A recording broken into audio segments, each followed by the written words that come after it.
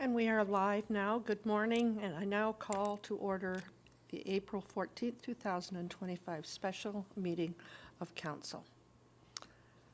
Item B is the declaration of interest. Are there any declarations of interest from members of Council? Seeing none, I will move to land acknowledgement statement. The town of East Gwillimbury recognizes and acknowledges the lands originally used and occupied by the First Peoples of the Williams Treaty First Nations and other Indigenous peoples, and on behalf of Council, I thank them for sharing this land.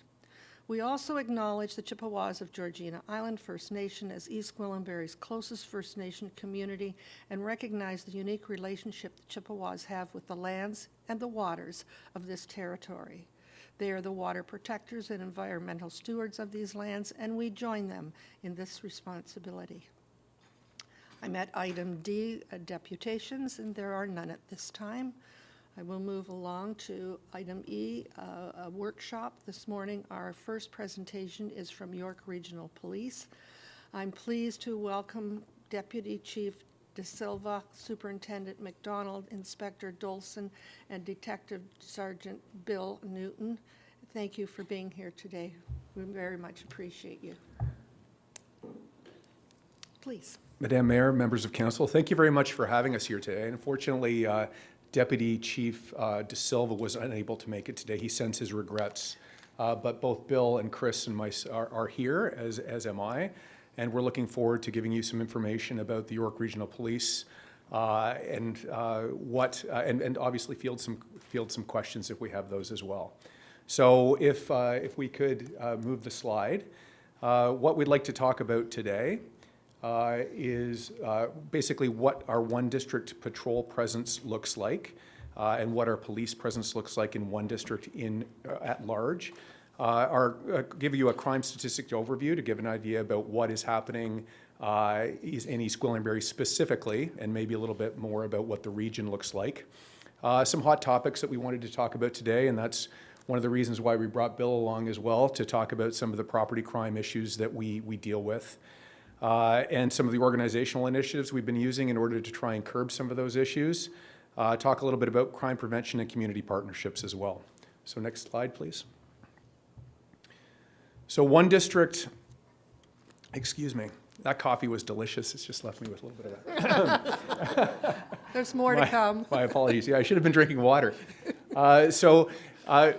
These numbers, as you can see, they're based on a census from 2021. The numbers have gone up, but one district patrols a population of over 200,000 living in Aurora and East Gwillimbury, Newmarket, and King. It says parts of Witchert Stouffville, but that's not correct.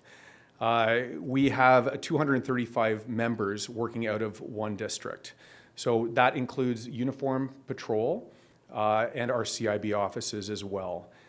We put out 17 cars, so 16 patrol cars per shift with 3 supervisors. We've just recently upped that to 17 cars per shift. With 3 supervisors, 4 dedicated specifically to King City, and we have special constables that are assigned to each of our platoons, and station duty operators as well. So our police operations will obviously, they run 24 hours a day, 7 days a week. We put out at least that number of cars. That's our minimum staffing levels, and we have core officers that are assigned to complaint areas. And they deal specifically with special events and also issues that are dealing with traffic problems, or if we have disorderly use problems or things like that. And then those people are supported by our Criminal Investigations Bureau as well. And that's broken down into people crime and property crime. And the most number of calls that we receive are property crime related offenses, but we'll get into that in a second. So the next slide, please. So supporting the front line, it's very important for us to understand, or for me to provide some context about what the big YRP machine does. So when a police officer comes to the call for service, they are backed up by a cast of hundreds of other officers that are that will be working to support them. So a person arrives at a call for service in a uniform. Depending on the nature of the crime or the nature of the call, you can expect that there will be other officers that will be assisting, whether they're canine officers, air support officers. We now have drone operators that work out of our headquarters to provide overhead aerial support as well, and that's something that we're working on as that technology is improving. One of the things we also deal with on a regular basis are people in crisis. So we have mental health support teams, not just uniformed officers, but social workers who are dedicated for that purpose that can assist with police officers who don't have the proper, we don't have detailed training. We have training. We don't have detailed training in that, and they really do come to help and assist with that. We have scenes of crime officers. We have a real-time operations center that, if you can imagine what if you were to look on a Hollywood movie with a number of screens up and people having some situational awareness, that's what the real-time operations center is. And by all means, if members of council are interested in seeing what that looks like, I would be happy to have you up for a tour of that without any problem at all. And we also have researchers that assist with providing information about what's happening on the internet and what is happening, because everybody's lives, or many people's lives now, are documented that way. And what happens on the internet as well sometimes impacts on how we respond to things. An example of this would be a threat against a school, which we sometimes have to deal with, or a threat against a person. We have people that are doing internet scrapes that can provide some background into that as well. And then obviously our 911 communicators, a shout out to them. This week is Communications Week, and they are the backbone of our service in making sure that police officers arrive with the right information in hand when they have to attend calls for service. And they are often understated in their role, but they play such a vital role and are very valued by the York Regional Police. Next slide, please. I did talk a little bit about air support and canine, our public order, and our marine and underwater recovery.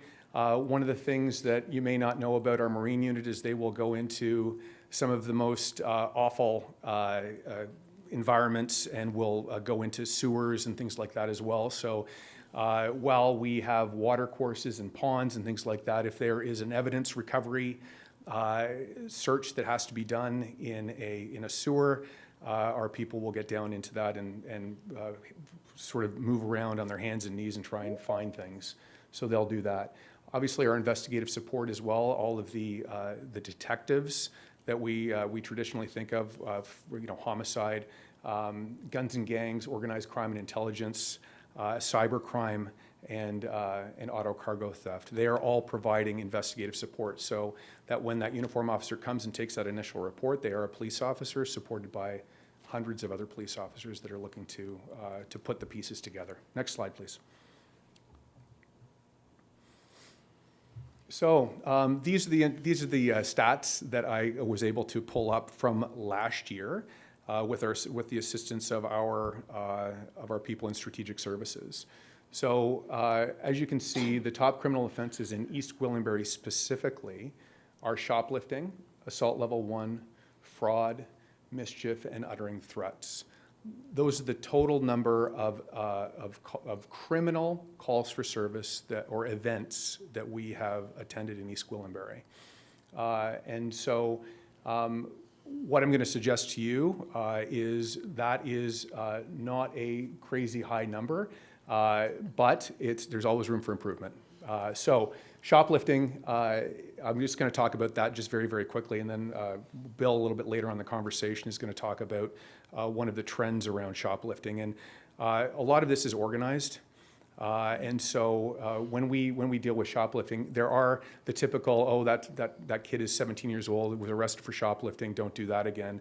But there are also a number of people that are involved in organized retail theft. And I'll just sort of paint the picture a little bit and let Bill fill it in. Can we go to the next slide, please? So the crime statistics over the course of a number of years, I think are instructive as well. So if we look at East Gwillimbury compared to York Region, and we're looking about, we picked some crimes that are terrible because they most affect people. So home invasions, break and enter residentials, carjackings, and thefts of vehicle.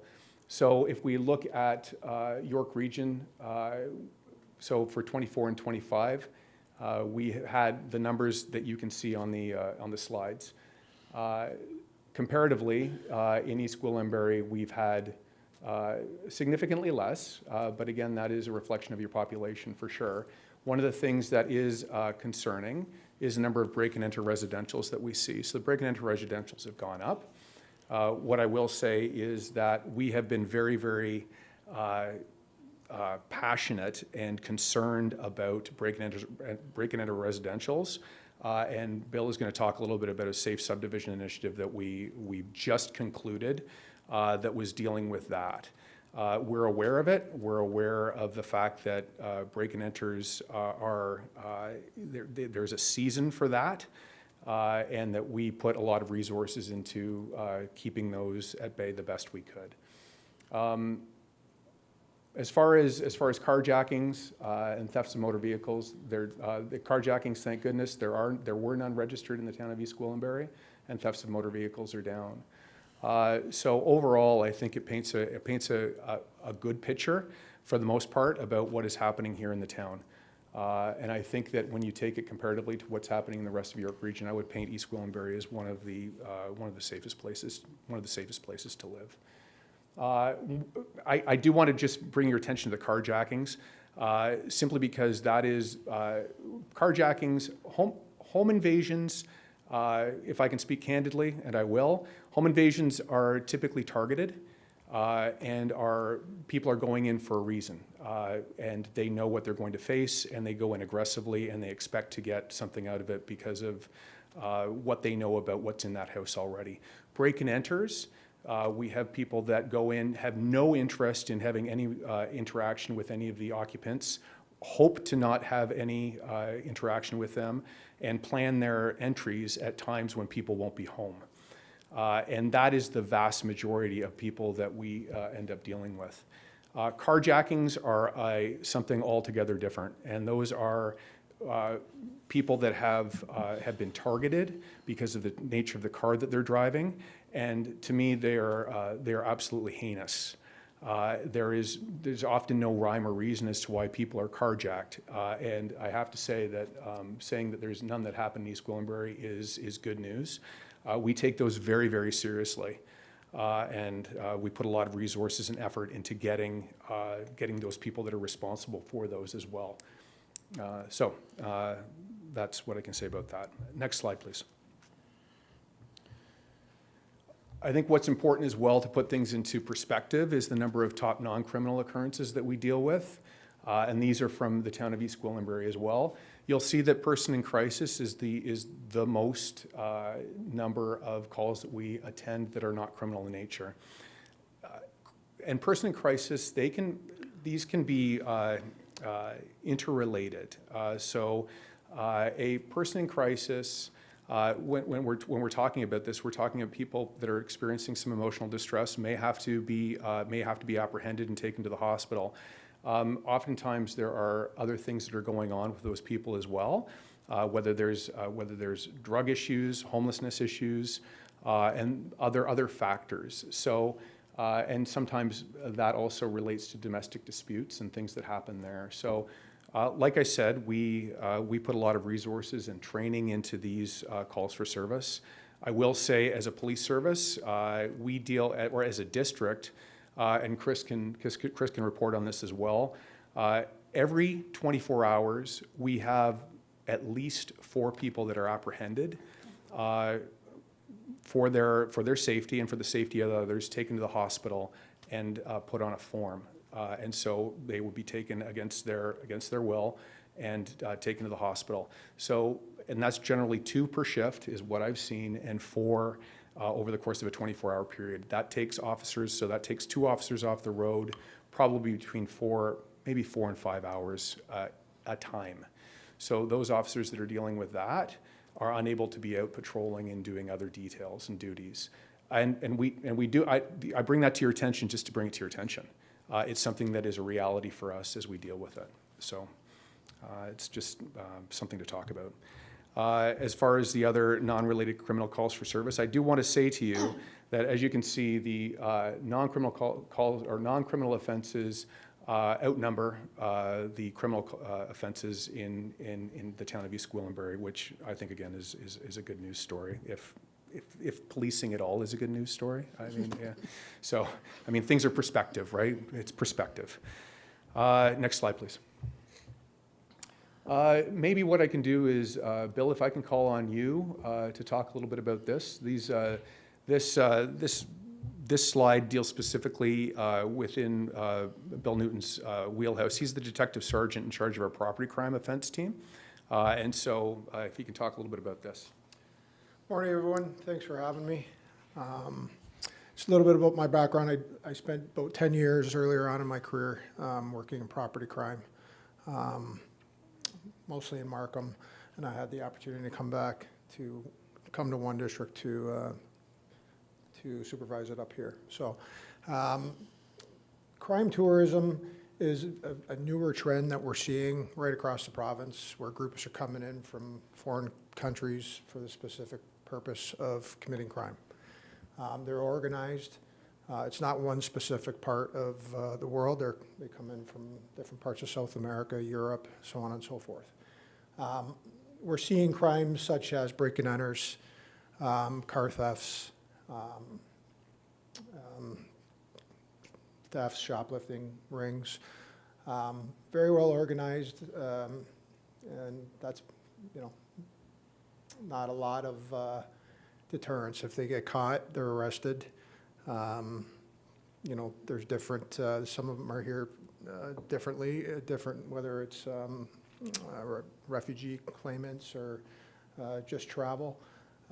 Nothing too specific there, but we're seeing it from all over. It is a growing trend, and it obviously makes it a little bit more difficult to have these folks identified. Back when I was doing them 15 years ago, we knew who these groups were for the most part. So it's a newer trend, and it was different groups that would, we'd work them and we'd arrest them. They'd go away for a little while, they'd come back out. But now we're obviously dealing with different phenomena with people from different parts of the world that we're not aware of. So that's basically what crime tourism is. The break-and-enters, superintendent spoke to earlier, they do, the busy season for break-and-enters, for whatever reason, tends to be back to school. So if we can go to the next slide, please. Well, we can speak about the flow of offenders here, but the offense, arrest, bail hearing, release, and then, we can't control what happens with the courts, but that's typically, if somebody is in as a claimant, they have to, that whole process has to go through. We can't just arrest somebody and deport them. If they're in on a claim, that process has to work its way through, and then they'll do whatever jail, and then once that process works itself out, then they can be removed or deported. But it's not as easy as it used to be. Next slide, please.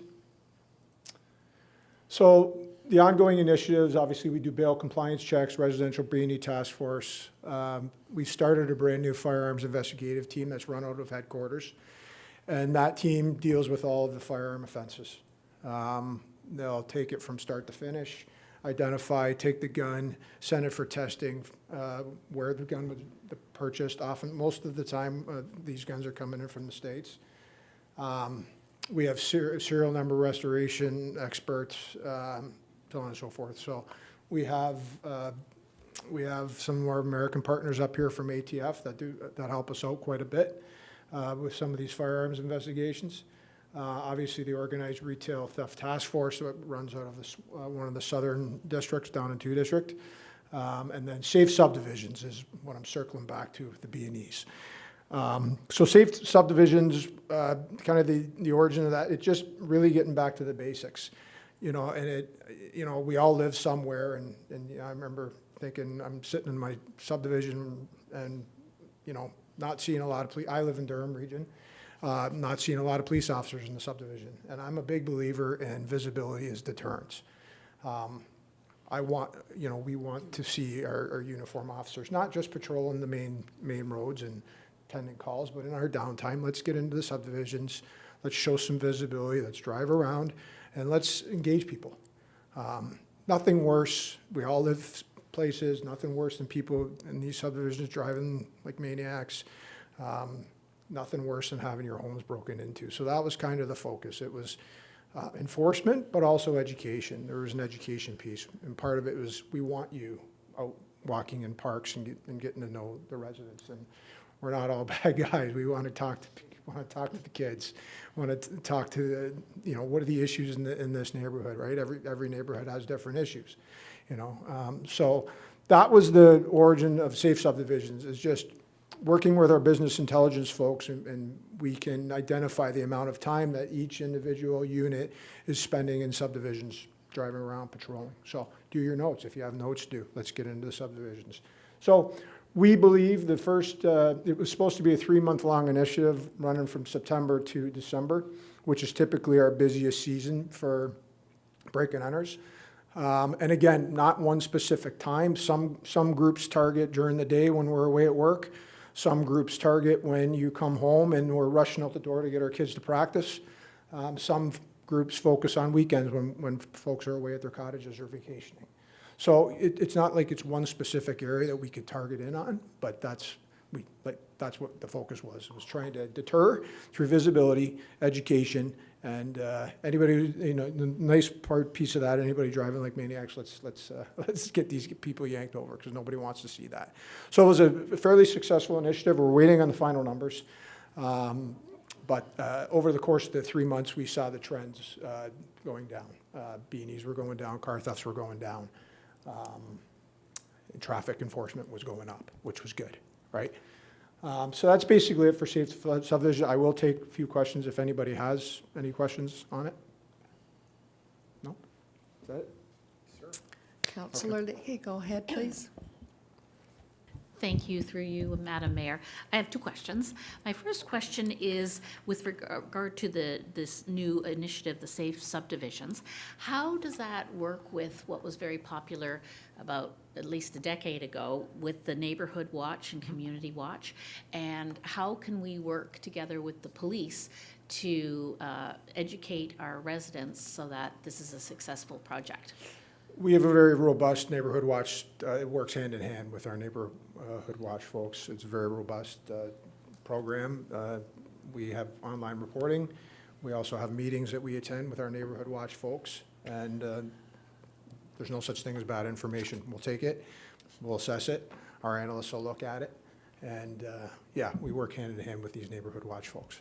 If I can, and through you, Madam Mayor, there's something else that we have 5 neighborhood watch groups in East Gwillimbury. We are always excited about partnering with more. I know East Gwillimbury is growing very quickly, and there's an opportunity for that. I also want to bring to your attention something else that we've just recently started, which is the Neighborhood is Watching.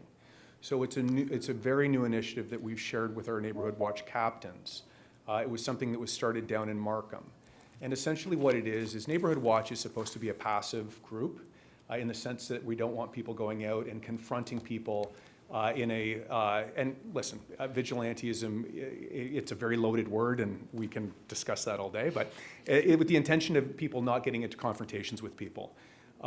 However, since Neighborhood Watch started back in the 1970s, I think, I remember my mom, when I grew up in Mississauga, there was a Neighborhood Watch sign in our house, and I was very, very proud as a kid that we had one of those things. It brings back memories. But things have changed since the 1970s, and we now have cameras, phones, and things like that. And what we've really encouraged people to do, and the message that is coming out is, listen, you don't have to confront somebody, but if you see something that is kind of weird, and maybe is out of place in your neighborhood, take a picture of it. Send it to the police. It's better to have more information for us than not enough. And people often say, I don't want to bother the police with this. Well, this is an opportunity for people to passively provide that information and not necessarily have a call for service where you're having a police officer come out and deal with that. Now it can go into the Neighborhood is Watching hub, and we can provide you more information about that after this meeting, that you can get out to your people, and that we can then assess that information. And it's the typical, hey, listen, this is a very small piece of a much larger puzzle. And when we put that all together, we can help solve a crime. Our concerns around that are around profiling. We are interested in criminal profiling. We're not interested in racial profiling. We have concerns around that when it comes to this sort of thing. But our neighborhood watch captains have received some training on that. And that is something that we're always mindful of, that people who don't belong in neighborhoods often belong in neighborhoods. We don't want there to be that wrong-headedness around that as well. So we're very mindful of that, and it's an issue. So that's maybe that answers your question? Yes, Yeah, thank you there's very an much. online reporting portal. So suspicious vehicles, suspicious persons, they end up in our handle, and we will investigate. Sometimes we'll get plates, we'll look into the plates, who they are, maybe it's nothing, but maybe it is something. And like I said, there's no such thing as bad information, we'll look at it and assess it. The other part that we can speak to briefly is Crime Stoppers. We get a lot of our information through Crime Stoppers as well, which is another community organization that's working great. I actually came from Crime Stoppers, so I had the pleasure of working in there for a little while and seeing how effective this program can be as well. We're just experiencing some issues. If you could just be patient with us for a moment. We'll see if we can get it. Apologies, Madam Mayor. Just bear with us as we investigate what's going on. Just one moment, please.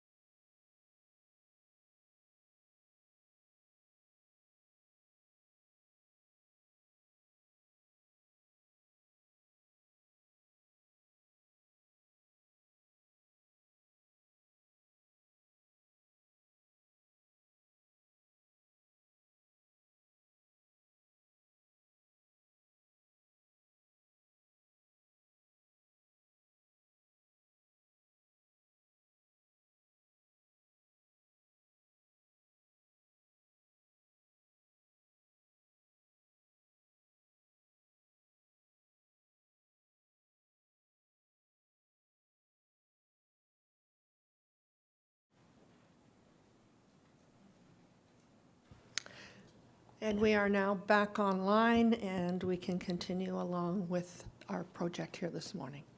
Madam Mayor, Thank you. thank you. Members of council, if I can continue. What I can do is, could we move the slide and move to the next one and then the one following? Because Bill essentially talked about safe subdivisions at length, and so we won't, if there are questions about that later, we can deal with that later. What I did want to bring to your attention as well, what I wanted to bring to your attention as well is we have a security camera registry that is not as well used as it could be, and I think there may be some reasons around that. One is information, the fact that people don't know about it. Another may be that people believe that the police will be tapping into their cameras without them knowing about it. The purpose of this registry is simply to allow police officers to have a better idea about the number of personal cameras that are available in a subdivision or at an area or at a business, so that when we are out canvassing, which we will do anyway, and canvassing takes an incredible amount of time and effort for our officers. It is so important, and it's such an important piece of the work that we do. You would be surprised the size of these canvasses that we get into when we are able to track unknown suspects in a type of vehicle away from a crime scene. That canvas can go on for miles and miles and miles if we can continue to track that person, and that's what we do. And so part of this security camera registry is where a member of the community can go onto yrp.ca and register their camera through our camera registry, and I'll show you the link for that a little bit later in this presentation. And that does not allow the YRP to have access to your camera, other than an investigator will come knock on the door and say, do you have video from this time and this place? There are a few questions around that as well, about where the camera is facing, how many cameras you might have on your property, those sorts of things. So I really do encourage people to sign up for that and to help provide a little bit more information in their community. Next slide, please. We have a crime prevention page as well that I just wanted to touch on very, very briefly, and is available to people. Our website has a lot of very important and valuable information about how you can protect yourselves against certain crimes. We do have an online presence as well when it comes to YouTube videos. We have a very active and sometimes cheeky social media presence, which people enjoy following, and it often provides some very important information as well. Next slide, please. Something that has really been beneficial is our community safety data portal that really informs people about what is going on in their community. And I don't know if you've had a chance to use this. If you have, I see some nods, which is great. It provides you a really, really good snapshot about what's going on in your community, and the number of crimes and the type of crimes that are happening. This again is through yrp.ca. And really, knowledge is power. It can help to mobilize people towards a certain goal. It can also take the temperature down a little bit if you think that things are worse than they are. But this is the reality about policing in your community, and it's accessible through the Community Safety Data Portal. Next slide, please. So there are a number of different things that you can access through this. I'm not going to walk through this. It's not a lot. These are not live links on the presentation, but we have a community safety maps, our CCTV camera locations, neighborhood watch groups are available here as well, and the theft vehicle trends dashboard. So what type of vehicles are being stolen, when they're being stolen, where they're being stolen from. Our CCTV camera locations are always increasing. We have automatic license plate readers in a variety of different places across the region. We use these as connected to our real-time operations center, and if we get a hit on a stolen vehicle and that alerts at the real-time operations center, we will dispatch our police officers immediately to check that out. So this is a program that is continuing to grow. I know it's supported by members of my executive leadership team and members of the community as well from a safety perspective. Next slide, please. We did talk a little bit about neighborhood watch, and so what I did say, and I think I said 5 groups. If I didn't, I apologize. I may have said 4. There are 5 groups in East Gwillimbury, and I'll give you some more information about that after the council meeting. Okay. The next slide, please. So we do have community support officers. These are officers that are special constables. You will see them out and about. They are to deal with lower priority calls and low risk calls. They help to canvass for video and witness and scene security and things like that. So they drive around in special cars. They're wearing light blue shirts. And if you do see them, hopefully we'll have more of them out and more officers out for the summertime during festivals and things like that, so you can have an opportunity to see them and say hello to them, because they do great work, and I get to talk to them every day, and I'm very proud and pleased to be able to do that. Next slide, please. I did talk a little bit about the CCTV, and these are the new locations. I think that there might be an opportunity for possibly to have some in East Gwillimbury with council's approval, obviously, but I think it's something that we can have as far as a conversation is concerned. I do know that Deputy Chief De Silva, if he were here, he is championing these across the region. Just as a matter of interest, when we had a number of jewelry robberies, thefts, from Upper Canada Mall, we found that the cameras that we had in and around Upper Canada Mall to be extremely valuable for us, and we ended up putting up more. And we did that in conjunction with the mall as well, who have also put up cameras that have the ability to read license plates. So we're partnering a little bit with private businesses as well. Again, I often like to talk about things that probably take way too much time to talk about, but as far as privacy concerns and things like that, and I know people have concerns around that, and I get it. I can talk a little bit about that offline, but we certainly are very, very mindful about people's privacy concerns and about storing and retaining data and not overholding information and things like that. So people that are driving along the road will not have their license plates maintained in our databases in perpetuity. We're certainly not looking to track you nearly as much as Google and Facebook by any sort of Meta, not even close. Next slide, please. So that brings about the end of our formal presentation. One of the things I did want to circle back real quick on, and that is on crime tourism. I do want to tell you that we don't want to appear to be xenophobic here.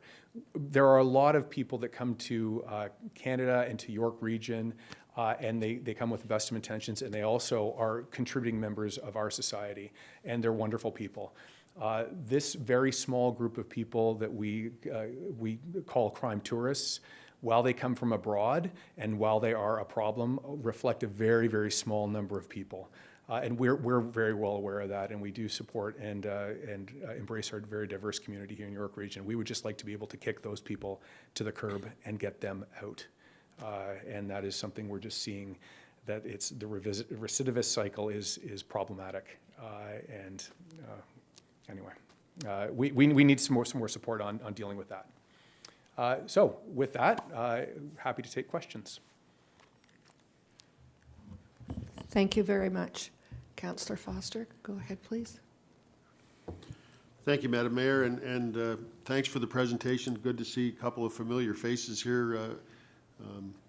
That's good and bad, because that means you're getting older, because I've been out of the thing for a little while. But anyway, I wonder if I get you to elaborate. You touched on staffing and how you set out your patrol cars in a regular day. Yes, sir. And we often hear about police presence, like you do. Yes. And often it's, we need to see the police more often in our area, which is exactly what you talked about. Yeah. It's interesting to get into conversations with the public and make a statement like 30 seconds after they drive by, it's like they were never there. Yeah. And I think that's what they don't understand. So I think for the good of everyone, if you could maybe elaborate a little bit further on, you know, if you've got 2 cars in East Gwillimbury and you have a situation where you need more, you're gonna pull cars in from other areas. You may pull cars in from other districts. Yes. To make that coverage. And then I guess the other part that goes along with that is, are there specific triggers other than the, you know, the horrible word of budget and statistics and population and that type of thing that will bring more vehicles, more patrol to an area like the town of East Gwillimbury? Madam Mayor, through you, thank you, Councillor Foster, for those questions. Maybe I can deal with your first one, and then we'll move to the second. And I appreciate the lead-in. And you're absolutely right. So we have three dedicated cars here in East Gwillimbury that come out and patrol the town of East Gwillimbury day to day. They are led by our business intelligence. They're not led, excuse me. They're informed through our business intelligence, which allows us to have a better idea about where crime is happening, where there's disorder, where there are issues around traffic. And that is informed by statistics and by information that's provided by people in the community, as well as our calls for service. Like you alluded to, depending on the nature of a call, you will see more cars attend. And understand as well that there are always sergeants. There are 3 sergeants per shift, 3 supervisors per shift that are out within the district that will absolutely attend calls for service as required. So that would be an additional car that you'd see here. So if there was a serious call for service, you would see more cars. Sometimes people actually get very concerned around the fact that they see 3 cars in their neighborhood. It may just be that there's 2 police officers that responded for safety and a supervisor that came by, and it might be a relatively benign call. So there's that balance, but I do know that people want to see police officers in their neighborhood. Bill alluded to this earlier as well. Certainly through the safe subdivisions, and this is something we have conversations with on parade with our members of our patrol units is you need to be seen, and sometimes being seen means enforcement, and sometimes that means putting your lights on in areas and stopping cars. I know that doesn't always make people really happy that live in the neighborhood, but having said that, it makes people happy to see the police are there. So we really do encourage our officers to be out and about, and we're really trying to encourage people to do more traffic stops and show presence within the community and be there as opposed to just driving through. He did allude a little bit to business intelligence as well, forming our safe subdivision. So we have some things called priority patrol zones. So where we know that there have been issues where we've had more requirement for police presence to be, we will designate an area as a priority patrol zone, and that is an area that it's geo-fenced. We know how often police are in that area. We know the time they're in, when they're going in, and and what sort of actions they're doing within that area as well. So we try to forecast on that as well. There will obviously be areas that feel that they are underserviced. And what I will say about that is that I think in an ideal world, the police are not patrolling anywhere. In an ideal world, that is not where we are. And I do know that people would like to see the police in areas more often. The reality is that we will probably be spending more time in areas where we have seen that there is a definite need in the moment. That doesn't preclude our officers from attending other areas. They're just not going to spend as much time in those other areas because there is not the disorder. There's not that level of crime. I do encourage, and I heard this at a town hall we went to in a different area, where a member of the public said he was very happy. He saw the police on his Ring camera at 3 o'clock in the morning, and in his subdivision, sitting at the end of in a cul-de-sac. And I do encourage, if there are people within the town of East Gwillimbury that see that, we really like to share that information with our officers as well, because when we get positive feedback, everybody loves positive feedback, and our members love it too. And so if they're recognized for being somewhere when everybody else is asleep and they're sort of manning the battlements at 2 o'clock in the morning, that is an opportunity for us to share that good news story as well. You had one more. I don't think I answered the second part of the question. I apologize. Yeah. If I may, Madam Mayor, I just mentioned about budget Yes. statistics and population. Yes, sir. And I guess what are the triggers to, decide that you need more coverage in a specific area? I think statistics is probably the biggest one, correct? Yeah, I absolutely, through you, Madam Mayor, absolutely, Councillor Foster.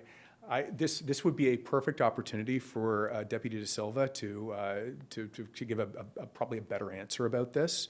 But I do know we don't like to talk to police population ratio necessarily, but it's driven by statistics and a little bit of some other things like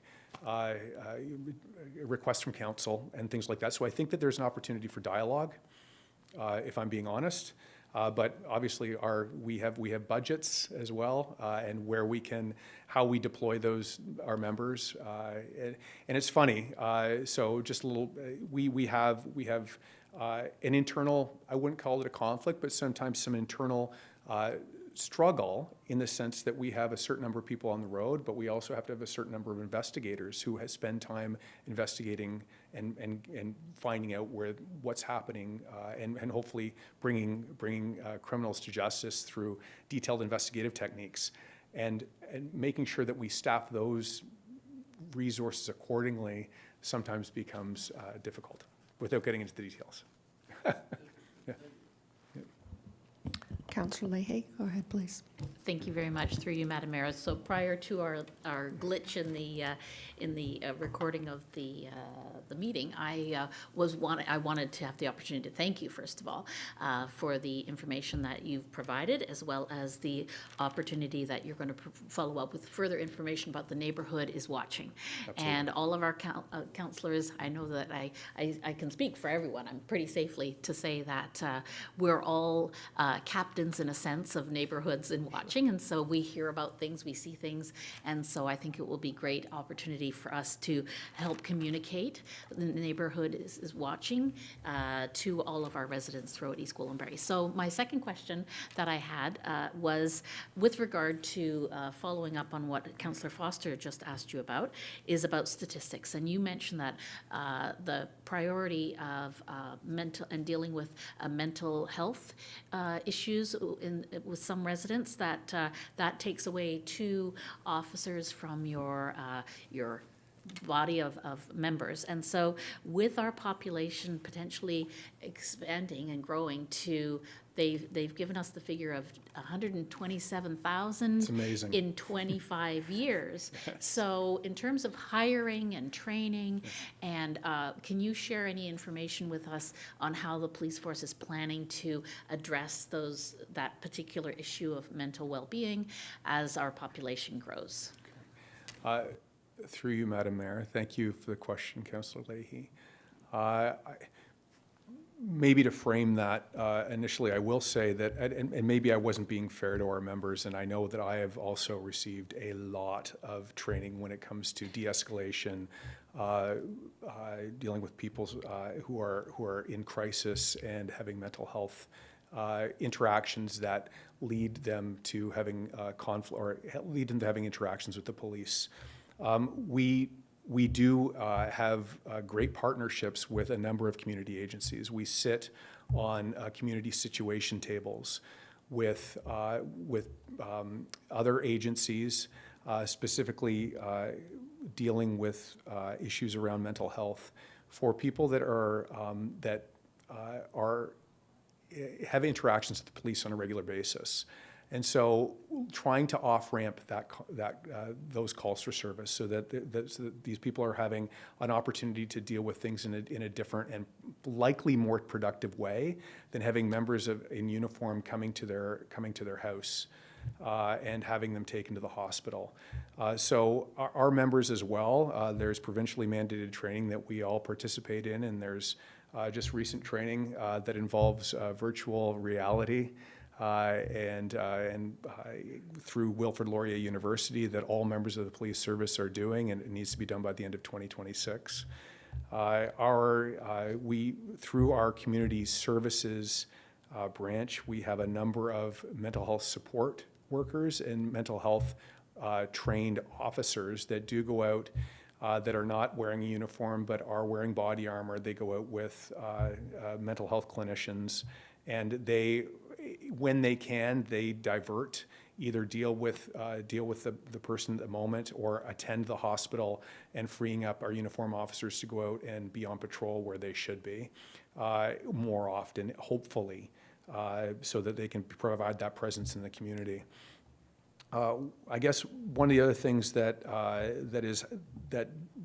well, there's a few other things that happen.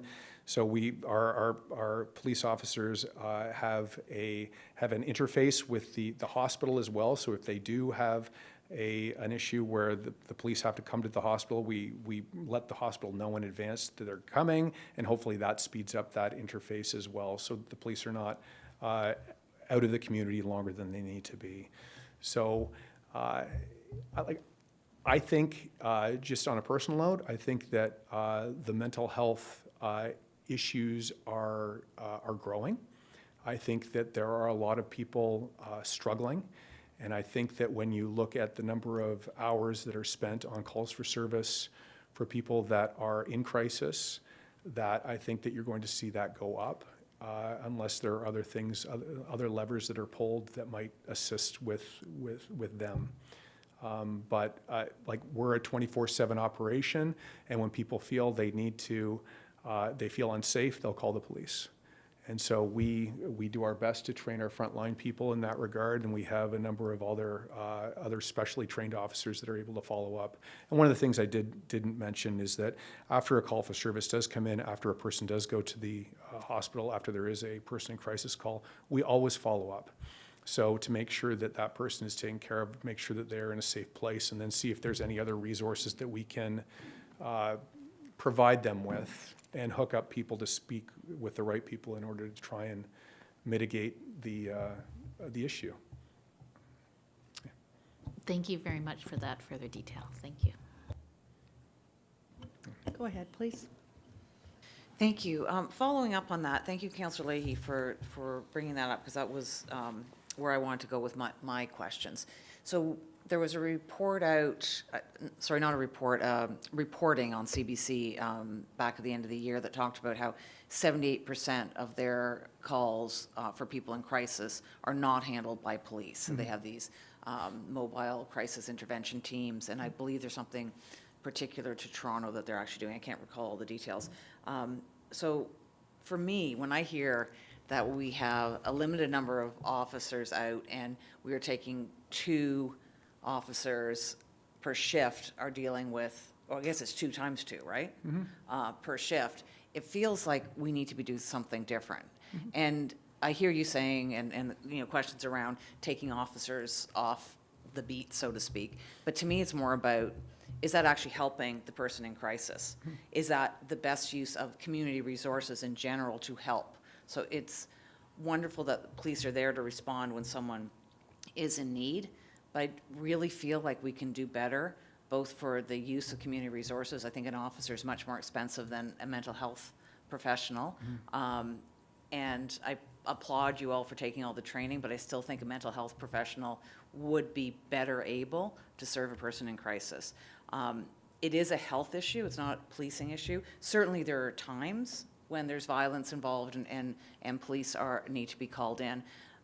But I would like to know what we are doing to move more towards that Toronto model, where it's not a police matter as much as a mental health matter with police support. Through you, Madam Mayor. Thank you, Councillor Crothers. There's a few things. I can say that we do have trained social workers in our comm center that divert a number of calls for service that will, for people that do call in for this issue. I think it's important to note as well that Toronto, our models are very similar. We have trained social workers and nurses that go out with our police officers. And the reason why they go is for safety. We are not attending calls for service typically where there's not a safety aspect for us to go. So these calls are triaged. And the reason that we're going in the first place is because there's a concern around somebody's safety.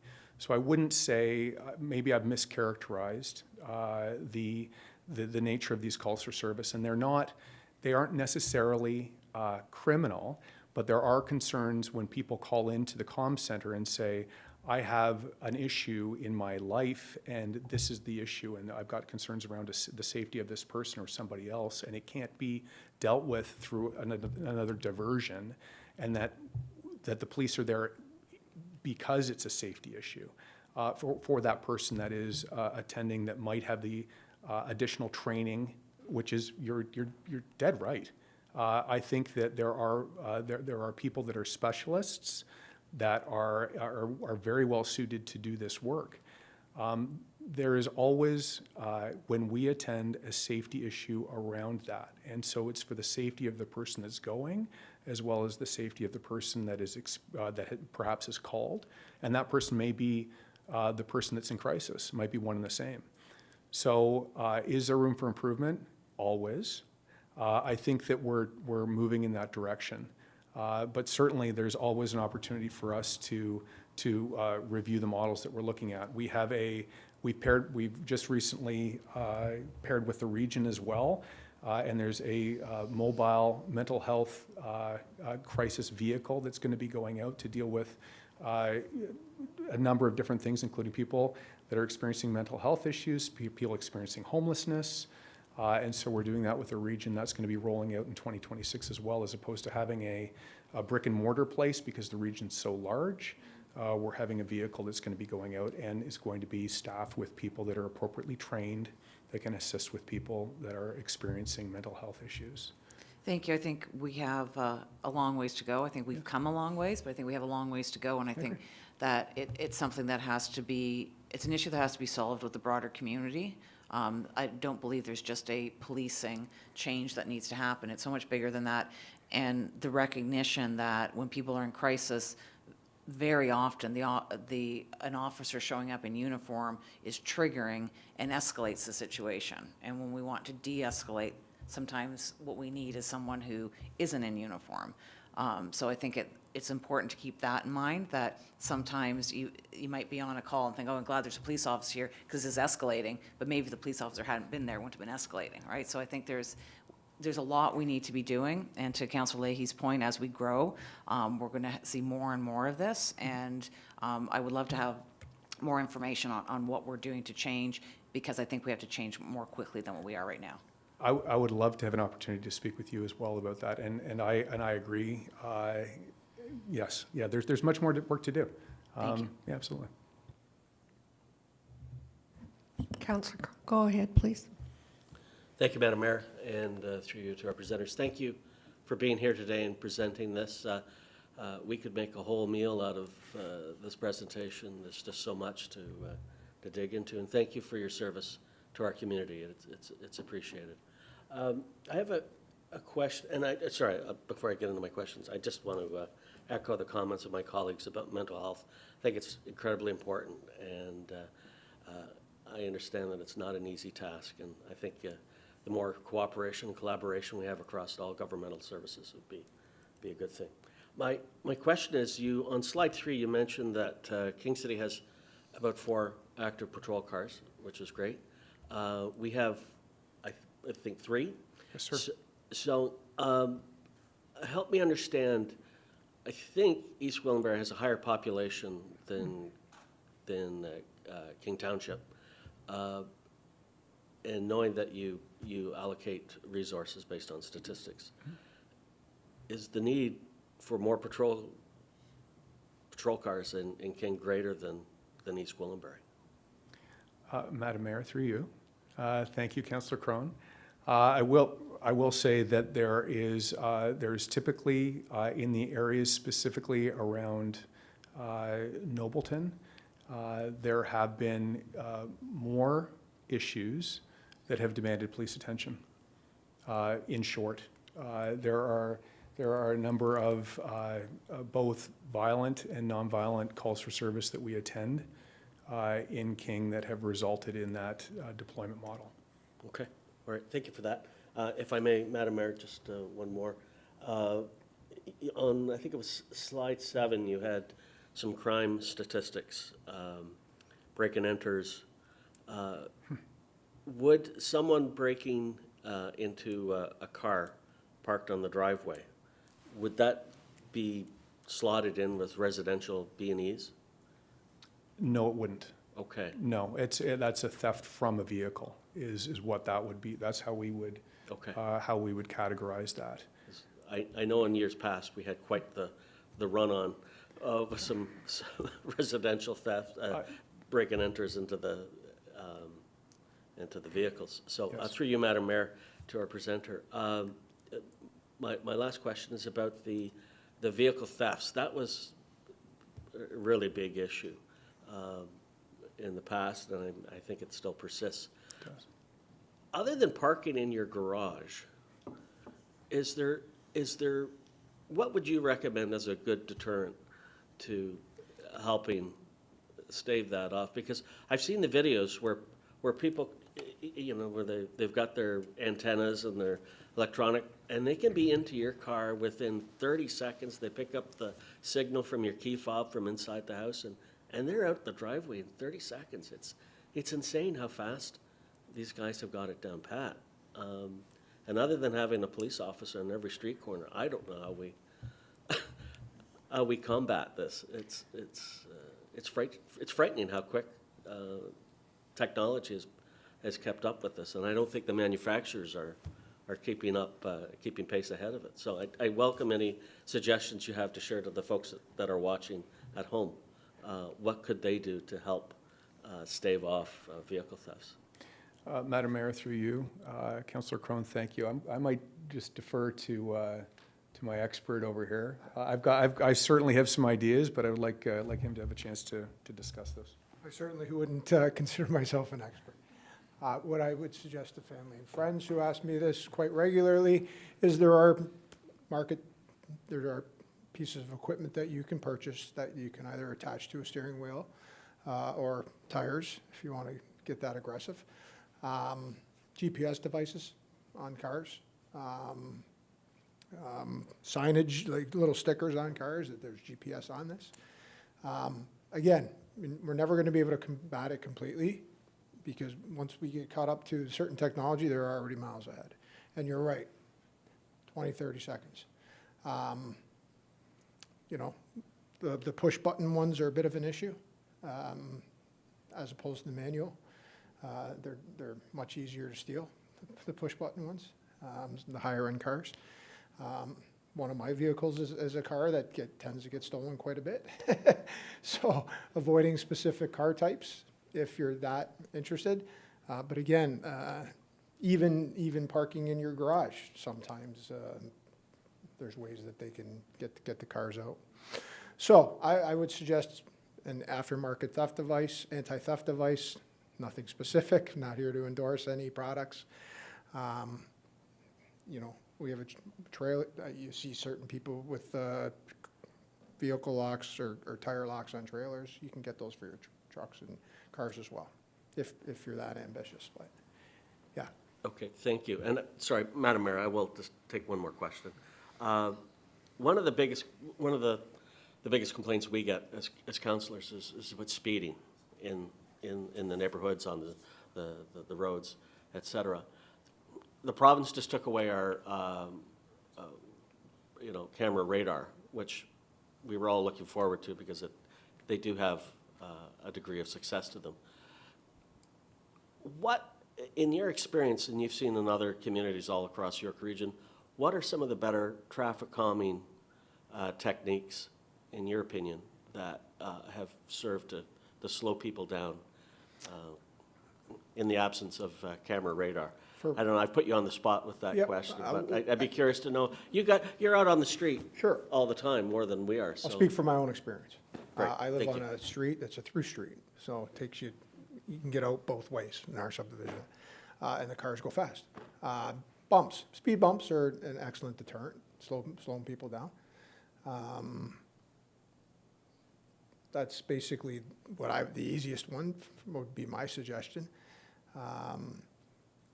Being diligent with your neighbors, getting plates. Like if if it's this person lives in your neighborhood, talk to your neighbors, get to know them.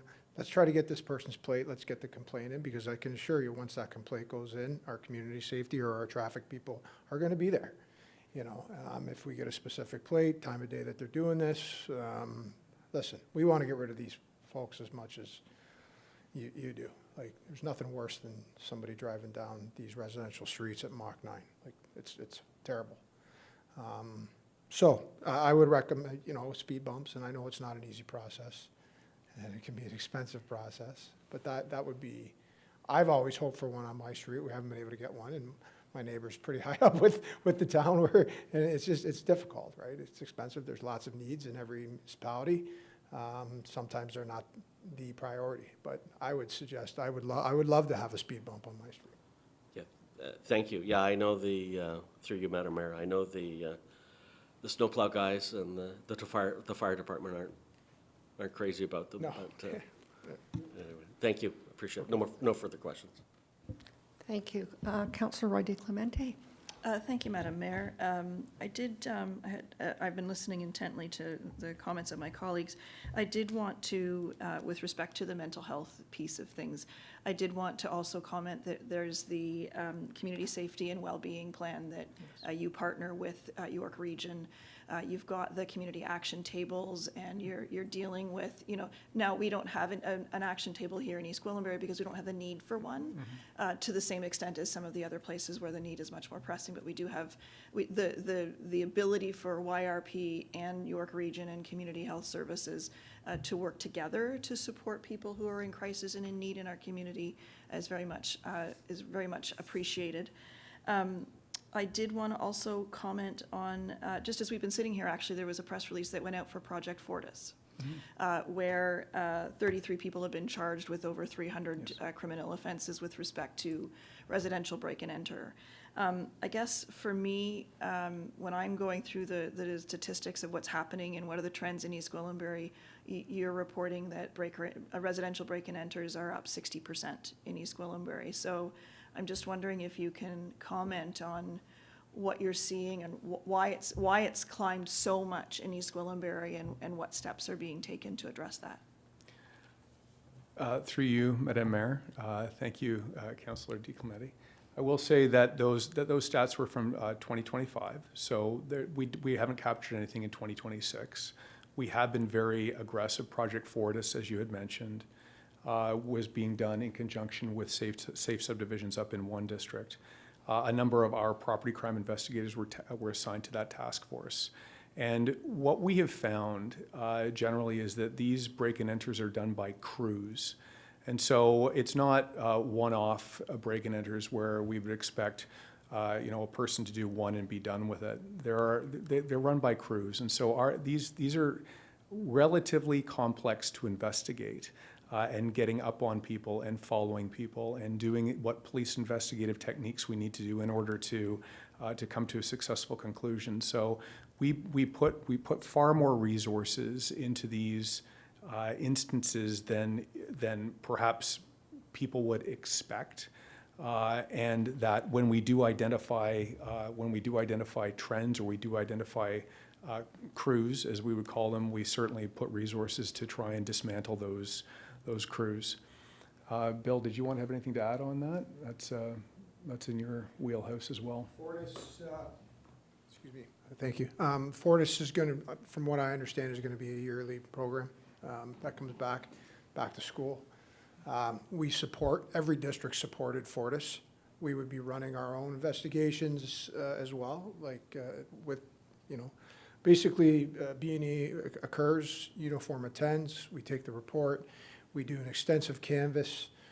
We exhaust all avenues to try to identify the individuals in the vehicle. We may do a press release. We were always speaking with the leaders of Fortis, sharing information. All of our analysts are working together to combat and identify these folks. And typically, if a crew is identified, we will do our best to get a warrant to GPS device attached to their vehicle. We will do different investigative techniques through surveillance, whatnot, with the hope of taking down these crews. so. Without giving away too much, right? Without giving You don't away- want to tell us. Yeah, obviously, we can't speak to too many investigative techniques. Right. But that's, Thank you. it's at the forefront, and it's a major concern for us. Well, hopefully that initiative will bring some of those numbers down. I look forward to hearing more about that. If I may, Madam Mayor, just one further question or comment. One of the things that's starting to emerge that I'm hearing, and I know my colleagues are also hearing about, is pocket bikes and motocross vehicles and things like that that are zipping around our subdivisions and, you know, popping into parks or popping into trail areas. Usually they're young people and they're moving pretty quickly. Are there, I know you have equipment for, you know, ATV and so on like that, but I'm just wondering if there's, if that's something that you've identified as an area of concern for you to address. It's a tough one because it's usually young people and it's not necessarily a particular time of day unless it's, you know, right after school or what have you. I'm wondering if you're hearing that as well. Madam Mayor, through you. Thank you, Councillor DiClemente. I will say that e-devices are a problem. You have to be 16 in order to ride them on the roadway or on the highway, which includes sidewalks.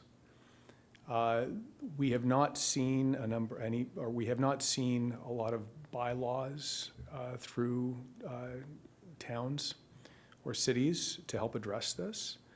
I believe, I've spoken with members who are in close touch with South Lake Hospital that have seen an increase in injuries because people kids are going to be kids.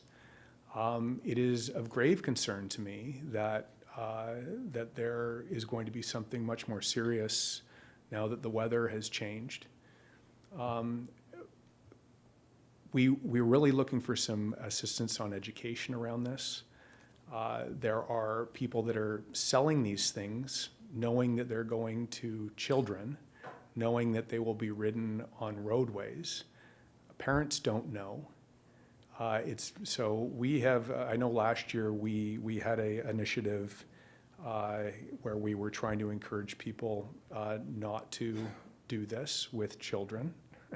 I don't know how effective that was, but it's certainly something that I'm going to be taking back to our people. But I think this is something that needs a little bit more. If we're going to deal with it, it's not just going to be the police that are going to be talking about it. We need some assistance. That's my view of it. What can we do then? Well, I think that maybe some more education from the individual towns. I know York Region put out a handout last year that had some very brief bullet points. I don't know how much that was distributed. I don't want to be the fun police on this, but my concern is around safety and that somebody is going to get seriously hurt. So I think that that consistent messaging with our municipal partners would be of great assistance. And then when I know we are looking at initiatives to address bike and e-scooter safety in the summer, but that's a small part of this. A helmet's not enough. Sure, yeah. And I mean, are we going to be ticketing parents? Probably not. I mean, this is probably more of an education piece than anything else, but this is it. I think that if people knew what the safety concerns truly are, I'm not sure how eager people would be to have their kids on these as often as young as they do. Like, you're not allowed to double on these things, and you see 2 kids riding on these things all the time. That's just what's being done, so. Thank you. You mentioned a bylaw. Is there a particular bylaw that we should be considering? I don't feel like there is something that we can do at the lower tier municipality. Otherwise, I'd put it forward on the table right now. I'm certainly not in a position to say one thing or Okay. the other on that. I'm sorry, excuse me, Madam Mayor. It's of concern to me. Yes. Having kids myself and seeing kids how they act and knowing that they are not always mindful of the consequences of their actions, it's concerning. They're very powerful. Yes. Yeah, they're not toys, and No. they're being treated as toys. So, Madam Mayor, I think the superintendent and I are of a like mind on this one, and I noticed that Ms. Gandhi had sort of indicated that she wished to speak. I wonder if you might recognize her. Thank you. Go ahead, please.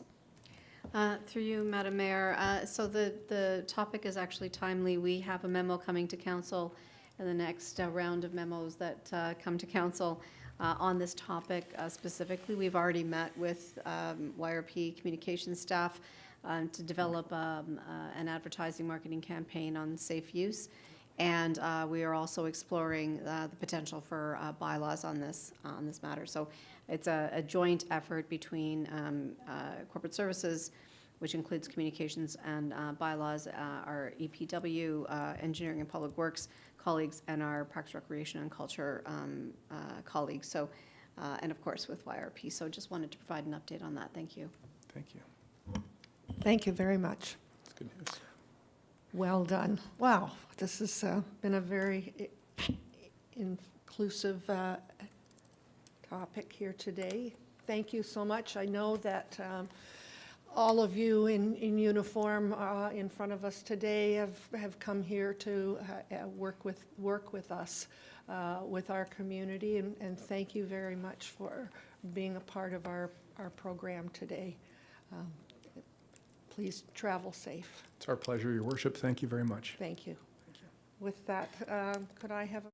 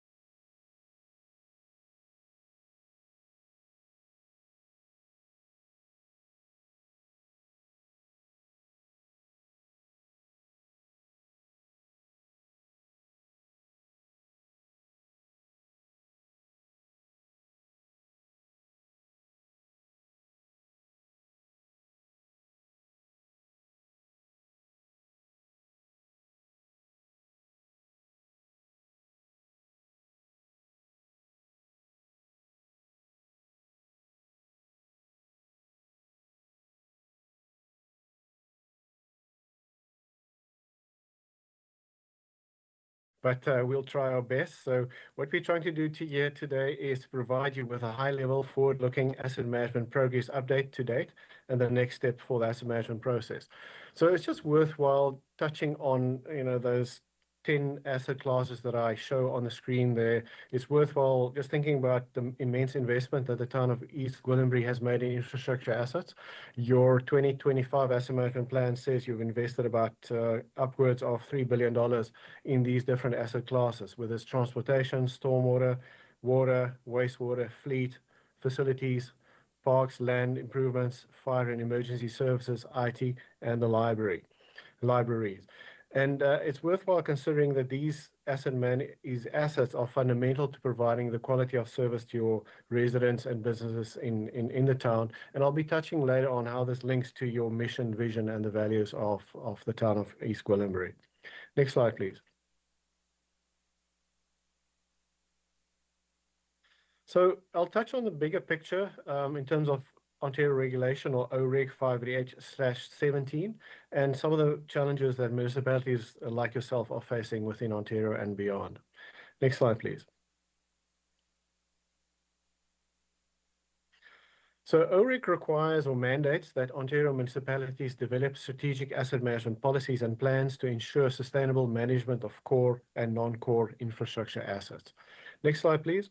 So the history of OREG started off in 2019 when the town had to provide or submit your strategic asset management policy. In middle of 2022, you had to have asset management plans in place for core infrastructure assets that included water, wastewater, stormwater, roads, bridges, and culverts. And then in middle of 2024, you had to have the same asset management plans, but for assets outside of the core, which included libraries, facilities, parks and rec, and so forth. And then by 2025, July 1st, you to have asset management plans in place that include information about LOS, or levels of service, life cycle activities and associated costs for providing the level of service, your available funding, any funding shortfalls, and the risks associated with not adequately funding your infrastructure assets. And then what we're working on at the moment is every municipality shall conduct an annual review of its asset management progress on or before July 1st of every year. So on the next slide, we're just confirming that, next slide, please. So, in 2025, you have town have already met all the requirements successfully for the 2025 deadlines. At the moment, we're working on helping the town to continuously improve its asset management maturity and sophistication. And we're also working on the annual asset management update. And then by 2030, the asset management policy will be reviewed by 2029. And by 2030, according to regulation, you'd have to have committed to a full update of the asset management plans. Next slide, please.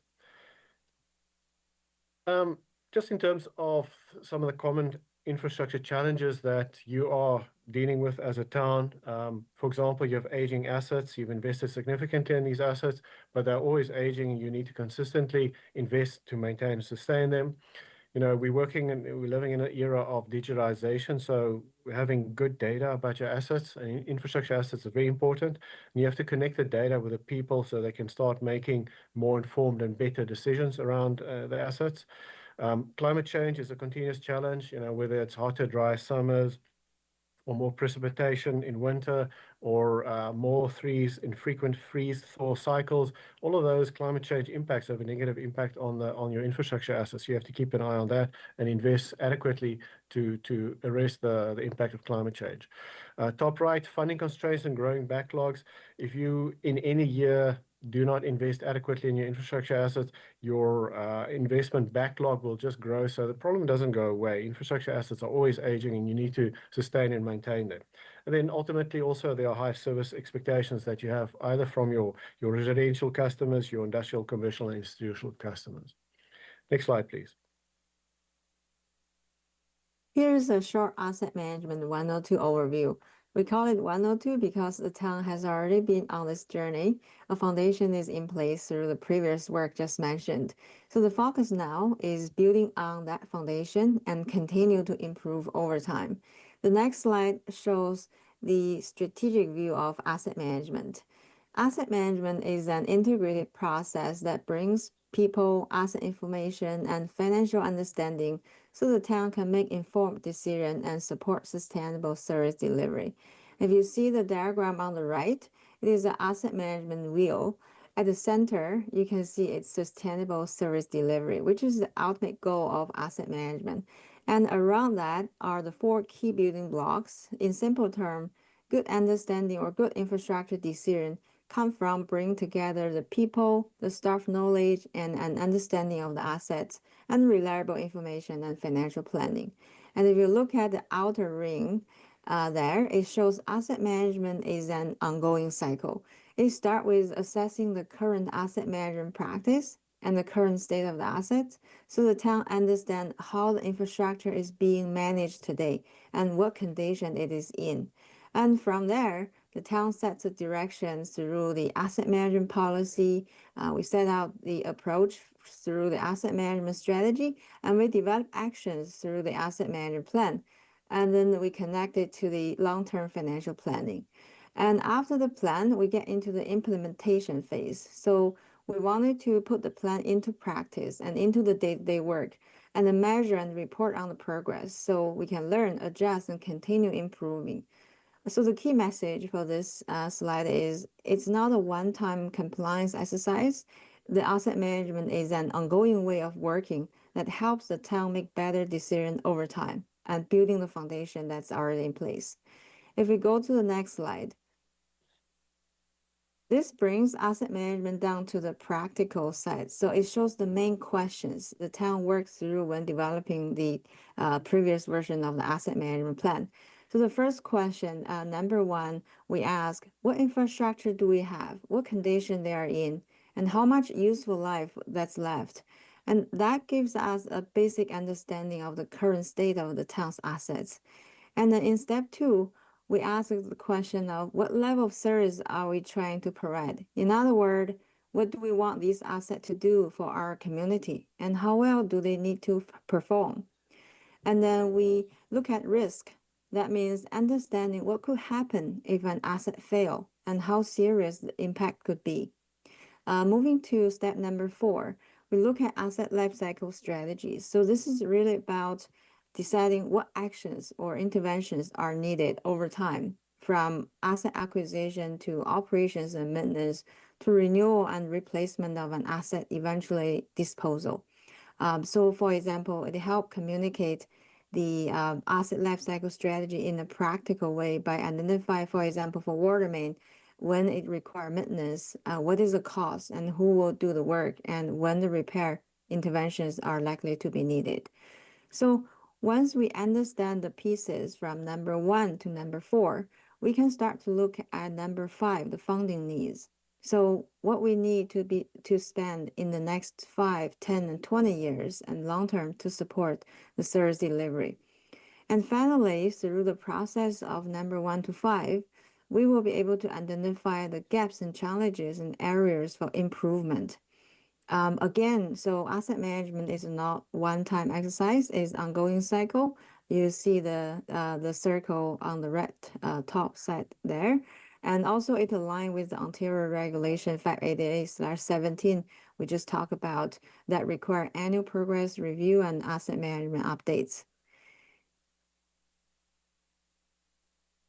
Next slide, please. So I'll quickly touch on why asset management matters. So why do you want to invest in asset management, and what happens when infrastructure investment is deferred? Next slide, please. So linking the purpose of asset management with the town's vision and core purpose. So East Gwillimbury's vision is to be a resilient, sustainable, and welcoming community that connects residents to each other, services, and opportunities. And the core purpose is to deliver value for tax dollars while providing quality services that the community wants and needs. You can think back to that slide that I showed in the beginning about the very many and varied infrastructure assets that the town has. And that's really at the core of delivering your vision and your core purpose. So on the next slide, I will touch on why you want to invest in asset management.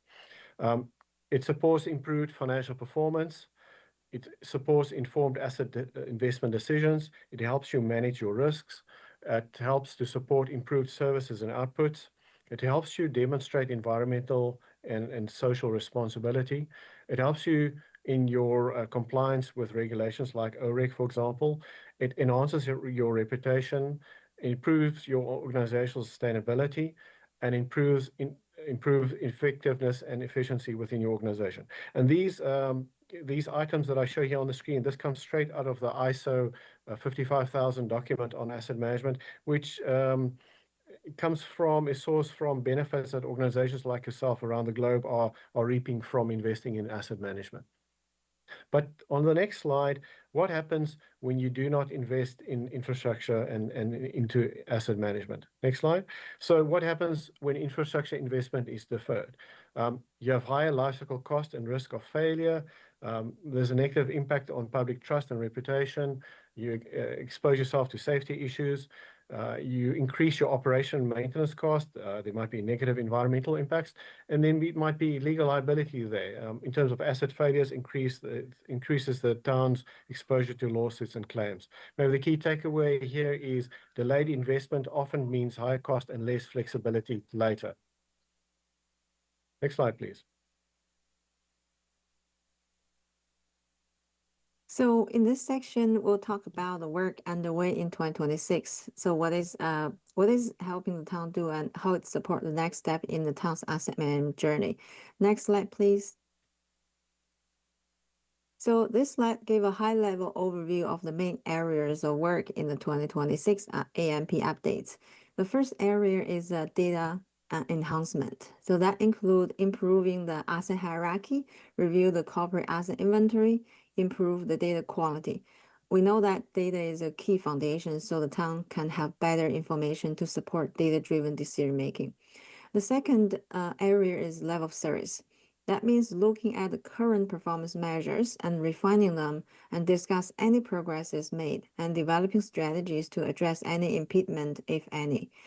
And the third area is risk-based decision-making. So this part of the work is developing a standard risk framework across departments, refining the current risk criteria, and establishing risk management strategy so we incorporate risk into the decision-making.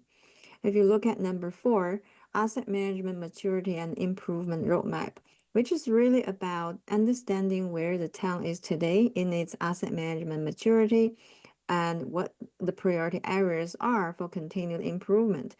Another important part is number 5, asset management governance.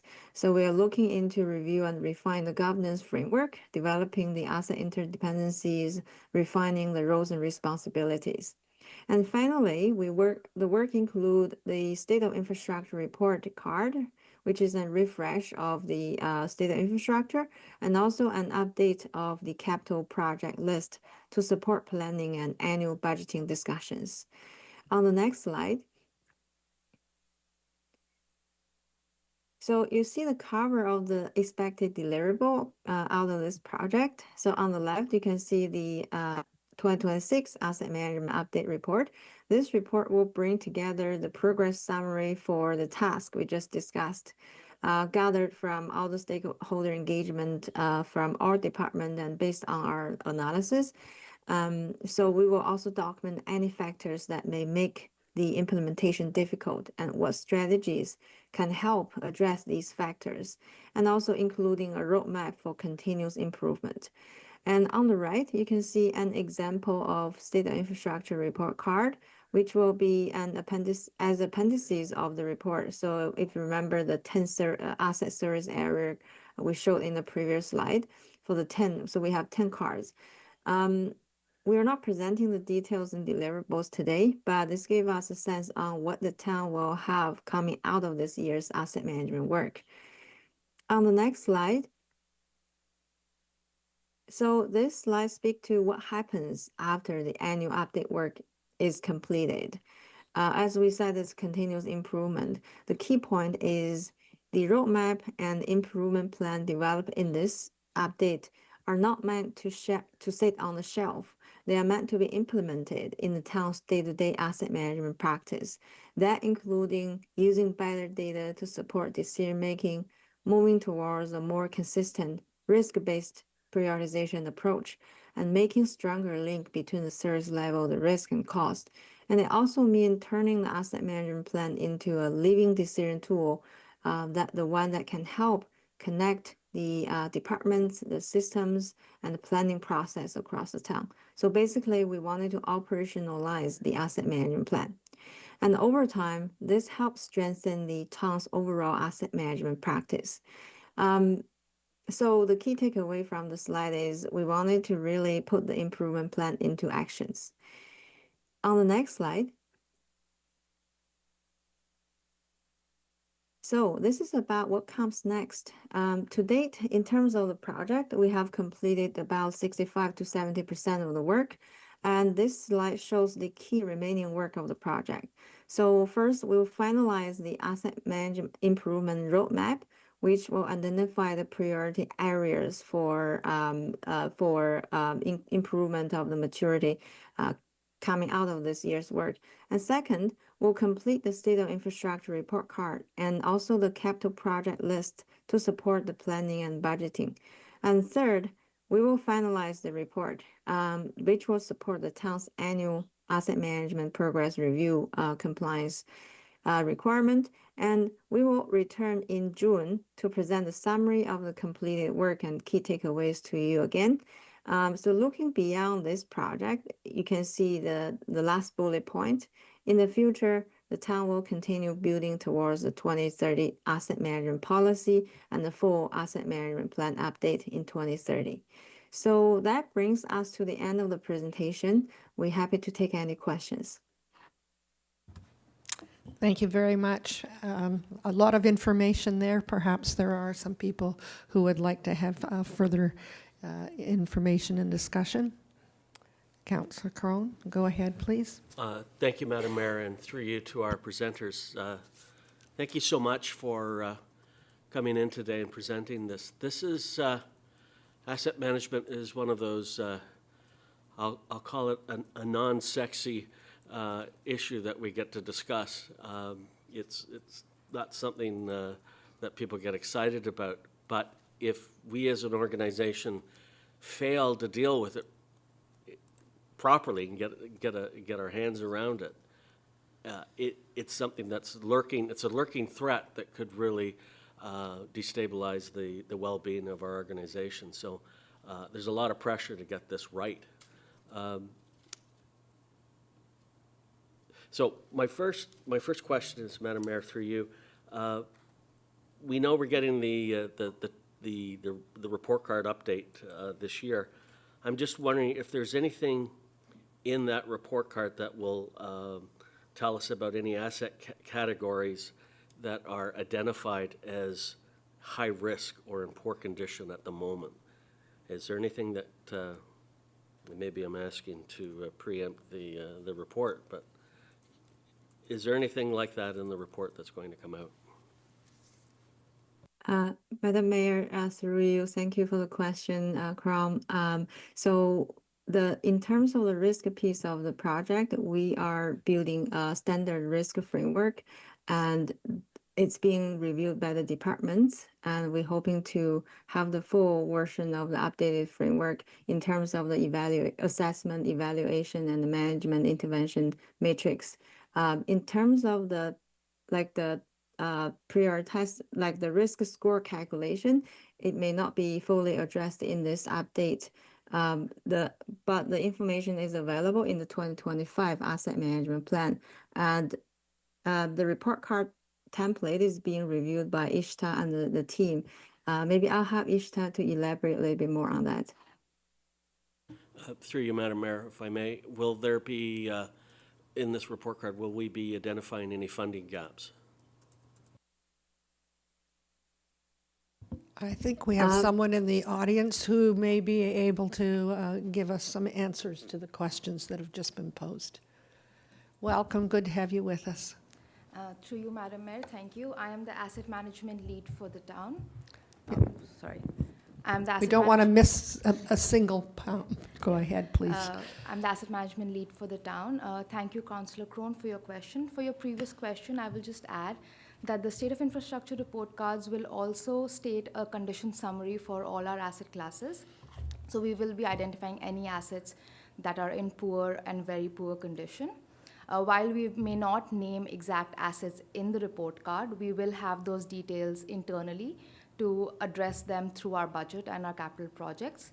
And through our risk framework, we will identify any of these poor or very poor assets that are also in high or very high risk category so that they can be addressed first, and the low risk assets may be deferred for a few years depending on budget allotments.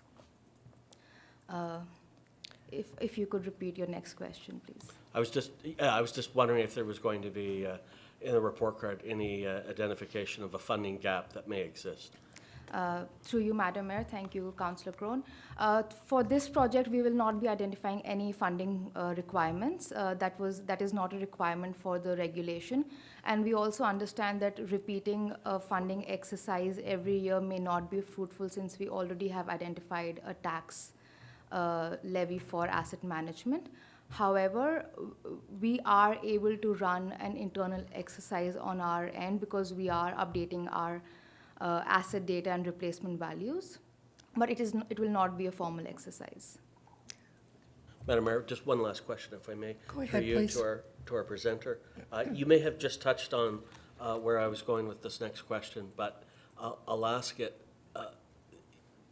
Will you be identifying any methodology in dealing with competing needs? So I'll give you an example. If we're in a period of constrained finances and we have competing where we have to fix items, replace items, whatever, assets, will there be a methodology to help guide us to triage what gets done first and what gets done second and third? Through you, Madam Mayor, thank you, Councillor Crone. Our presenters touched upon risk-based prioritization in their presentation. What it exactly means is that after identifying any assets that may need urgent attention, we identify assets which are high risk for the town. Risk may be operational risk, health and safety risk, reputational risk, or financial risk, and we address those first. Some low-risk assets, just for example, are IT assets like laptops. They may be deferred and the assets can keep going forward till end of life, but our more high-risk, high-visibility assets like our roads, we do not want to defer those and they end up in poor or very poor condition. So we are trying to standardize our approach towards addressing these assets and developing a capital project list which will assist the finance team to prioritize work every year. Thank you. That's great. Thank you. Councillor Lehigh, go ahead, please.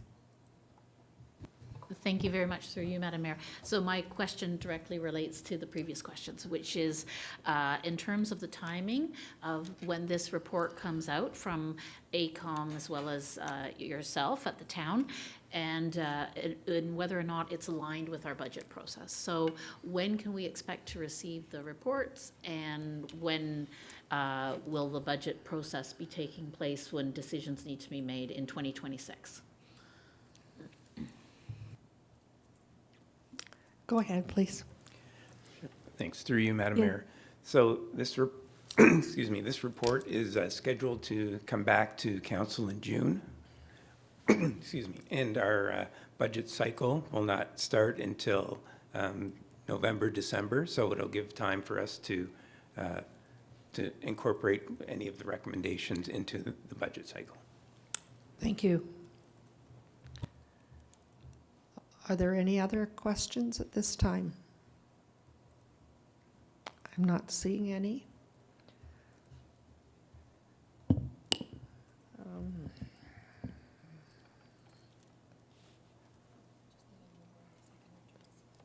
I'm needing a mover and a seconder for item 2. Councillor, go ahead. Thank you. Thank you. All those in favor? And that's carried.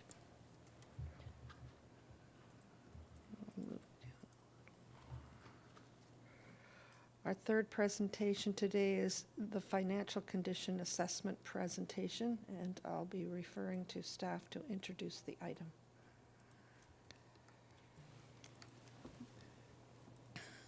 Thank you. Through you, Madam Mayor. So every year we have external auditors do an assessment of our financial position through a review of our financial statements.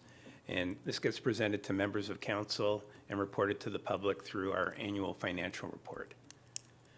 So there are other measures that also provide an indication of the financial condition of a municipality, some of which you won't find on a financial statement review.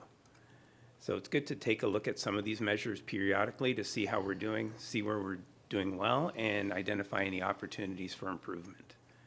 So BMA Management Consulting have been working with municipalities for many years, and one of the services that they provide is to look at some of those other measures for municipalities.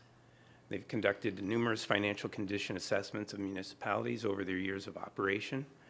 And Jim Brzezzi from BMA Management Consulting is here, and he's conducted a financial condition assessment for the town. So he's going to give you an overview of his credentials, but you'll find that he's extremely qualified to undertake this review.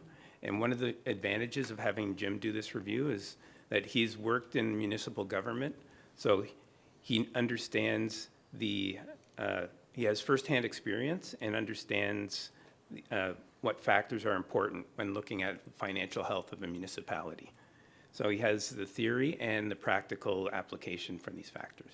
So at this point, I'll pass the presentation on to Jim to go through the presentation. Thank you.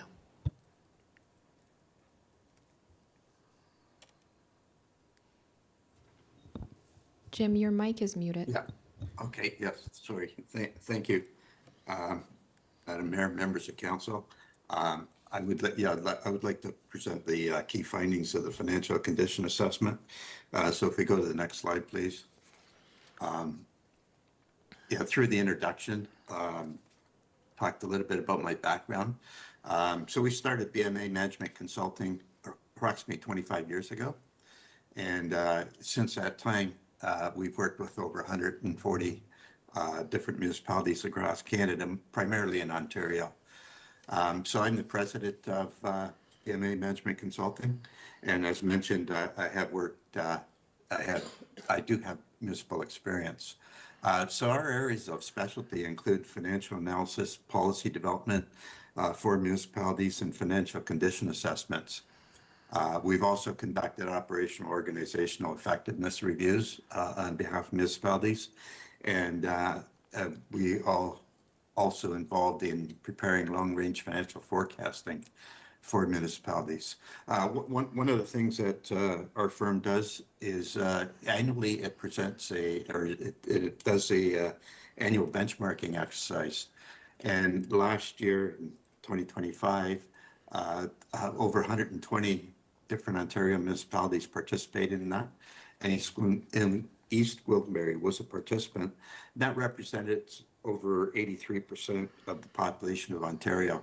So through that process, we do have an extensive database of municipal financial information. Next slide, please. So sound financial health, of course, is imperative to ensuring effective operations of the town. And as was mentioned, regular and timely financial condition assessments, it's a leading practice of municipalities. And what it does is, you can see the elements at the bottom of this slide. It incorporates a lot of the things that affect municipal operations. We look at community profile, average affordability in households, revenues and expenditures with the municipality, and debt and reserves. A lot of financial metrics go into it. So looking at the trends of these socioeconomic and financial metrics, they could provide some early warning of potential fiscal problems. And they also help form the foundation for the establishment of a long-range financial plan. And it also greatly assists in your preparation of strategic plans, business plans, financial policies, and the budget. So it is a very worthwhile exercise for municipalities. Next slide, please. So I talked about growth and socioeconomic indicators. So some of the indicators that we look at in that regard are things like population, what's happening in terms of population increases and trends, building construction activity, household income. We also look at the municipal levy, the spending of municipalities, property taxes, and we've also incorporated some, which I'll talk about, affordability indicators. And then finally, financial position indicators. It's the financial metrics. So looking at things like reserves, reserve funds, debt, and your overall net municipal financial position. Next slide, please. So what I'd like to talk about firstly is the growth in socioeconomic indicators. So if we go to the next slide, these indicators, it's important to, again, important to understand the trends. These social and economic indicators, they factor heavily into economic analysis. They affect the services that are provided and the potential services that are required that may not be currently provided based on the socioeconomic factors. So they do provide an insight into the municipality's ability also to generate revenues relative to the demand for public services. So when I talk about socioeconomic indicators, yeah, you can see at the bottom of the slide, they include things like land area and density, which affect various service operation costs, assessment, and your assessment relative to other municipalities, population growth, construction activity, demographics, and income. So let's go to the next slide, please. So firstly, I'd like to talk about the population changes.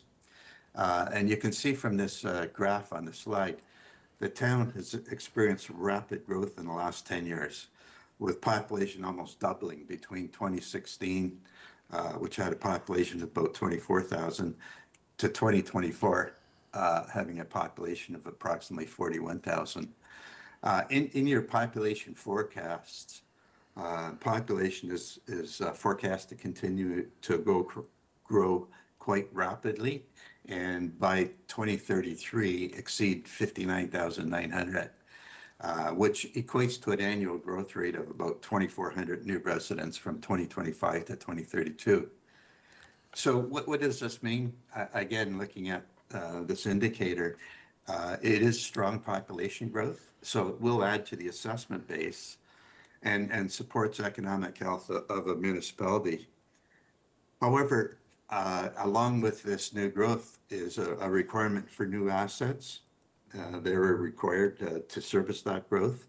And as a result of that, this will create some long-term operating and renewal costs for these assets. And also there's some service cost implications because of the increase in number of population. So all of these things must be considered in the long-term funding strategies. Like I said, bringing in new assets, you just talked briefly about the asset management plan. So it's important to understand the cost of these new assets and to start planning right from day one how these are going to be replaced. One of the things that is very important is intergenerational equity. So the last thing you want to do is pass these costs on to future generations in which it may not be as affordable. So again, it's important to understand these and build these things into a long-range financial forecast. Next slide. Age demographics. Again, it's important. It affects services and your requirement for certain services. One of the things that this illustrates is East Gwillimbury has a higher proportion of residents 0 to 19 than the provincial average. The provincial average is actually the blue lines on the chart. And then when you look at the residents age 65 plus, you're actually below the provincial average. So this reflects a younger population. So this demographic information may put pressure on the town to provide services that reflect the community needs while keeping taxes affordable. Just for an example, as I said, you do have a younger population. So this tends to create higher demand for recreation programs, parks, and youth services. So again, understanding the age of demographics translates into some of the services that are required. Next slide, please. Building construction activity. So we look at the left-hand side, it's a trend of the building construction activity over the last 5 years. And you can see that from 2020 to 22, it has been trending upward. It did peak in 2022. It came down slightly, but still quite strong. The average construction from 2020 to 2024 was 292,800,000 for all types of building permits. When we look at actually the building permits in this construction activity, what we found is that growth is largely single-family units. So when you look at the right-hand side, this is construction activity on a per capita basis. So this reveals growth intensity, not just looking at the volumes. The 5-year per capita average in East Gwillimbury was, as you can see from this chart, the highest in all York municipalities. So this high construction value creates strong long-term potential for the tax base, but also results in immediate service demands. What tends to happen is that a lot of the services, roads and water and wastewater, that type of thing, go in prior to the development of the surveys. And so as a result, there's some costs associated with that before the assessment arrives. So that's something to be cognizant of as well. The next slide, looking at the assessment growth. You can see what we compare here is the GTA average, which is the green lines on the chart, the York average, the red, and then finally East Gwillimbury. And you can see in each of the years from 2020 to 2025, your assessment growth has increased significantly higher than both the GTA average and the York average. So what does this mean? Assessment growth, it supports strong revenue growth and long-term fiscal capacity. However, when we break this down, if we go to the next slide, this is the weighted assessment per capita. So what it does, it takes into account the commercial and industrial properties have a higher weighting in terms of assessment than residential. So the weighted assessment takes that into account. So we look at the weighted assessment per capita. And you can see, despite that strong growth that we just talked about, that we looked at, this graph here shows that the East Gwillimbury's weighted assessment per capita is below the York survey average, but consistent with the GTA average. And what does this mean? It's the result that your tax base is dominated by residential assessment, which, again, residential assessment is more vulnerable to operating cost pressures. So East Gwillimbury has a lower assessment base, weighted assessment base, on which to raise taxes. And this is, as I said, in part driven by the lower non-residential assessment base. So if we go to the next slide, this is the assessment composition. So what this shows, and again, it's comparing York and GTA. What it shows is the amount of taxes collected from each of the sectors. And in the case of East Gwillimbury, as I said, you have you can see relatively low non-residential assessment base. So 90% of your tax revenues comes from the residential sector. You can see on the left-hand side, and only 10% comes from the non-residential side. In the case of York, 87% residential, 13% non-residential, and the GTA average is 88% residential and 12% non-residential. It's more important, or more desirable rather, to have a larger share of non-residential assessment as the municipal cost of service for non-residential properties is generally lower than residential properties. Next slide, please.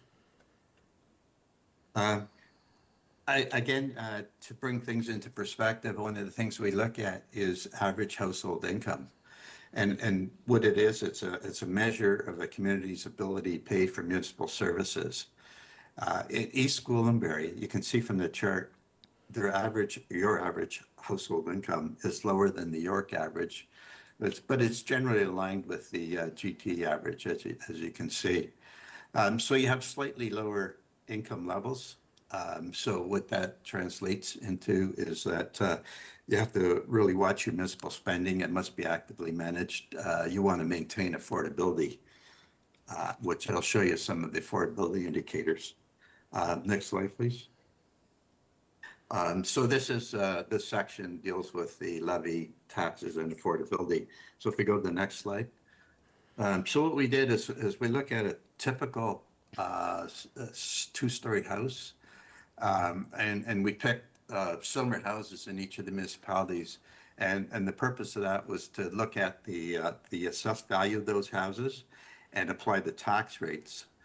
So on that exercise, what you can see here is a comparison of the total property tax for a typical two-story dwelling in the town is the lowest in the survey of York municipalities and well below the GTA average. So as I mentioned, one of the things you have to be cognizant of is the expenditure side of the equation. And you can see from this that you are managing expenditures. So it reflects the amount of property taxes paid for a comparable home in each of the municipalities. And it's a little bit more meaningful than just looking at property taxes in isolation. So what it means rather, is the taxes in East Gwillimbury reflect an excellent balance between spending and assessment. And this supports fiscal management principles. Next slide, please. So the next thing that we looked at is affordability. As I mentioned, your average household income was slightly below, but when you look at the taxes, you're lower than the other York municipalities. So what we did is we looked at the town's the taxes as a percentage of average household income, and in the case of the town, your taxes as a percentage of average household income is 2.9%. You're the second lowest in the survey compared with the other York municipalities. And the average of York municipalities is 3.6%. And actually the GTA average is 4%. So again, taking into consideration income levels, the town and tax burden from an affordability perspective is in a strong position. And again, it illustrates that you're providing an overall lower cost of service. Next slide. We also looked at similar properties in each of the other property classes, and you can see from this chart here, you're actually lower than the York average in each of the property classes. So you're in a strong position providing an overall cost of municipal service than the peer municipalities. Next slide.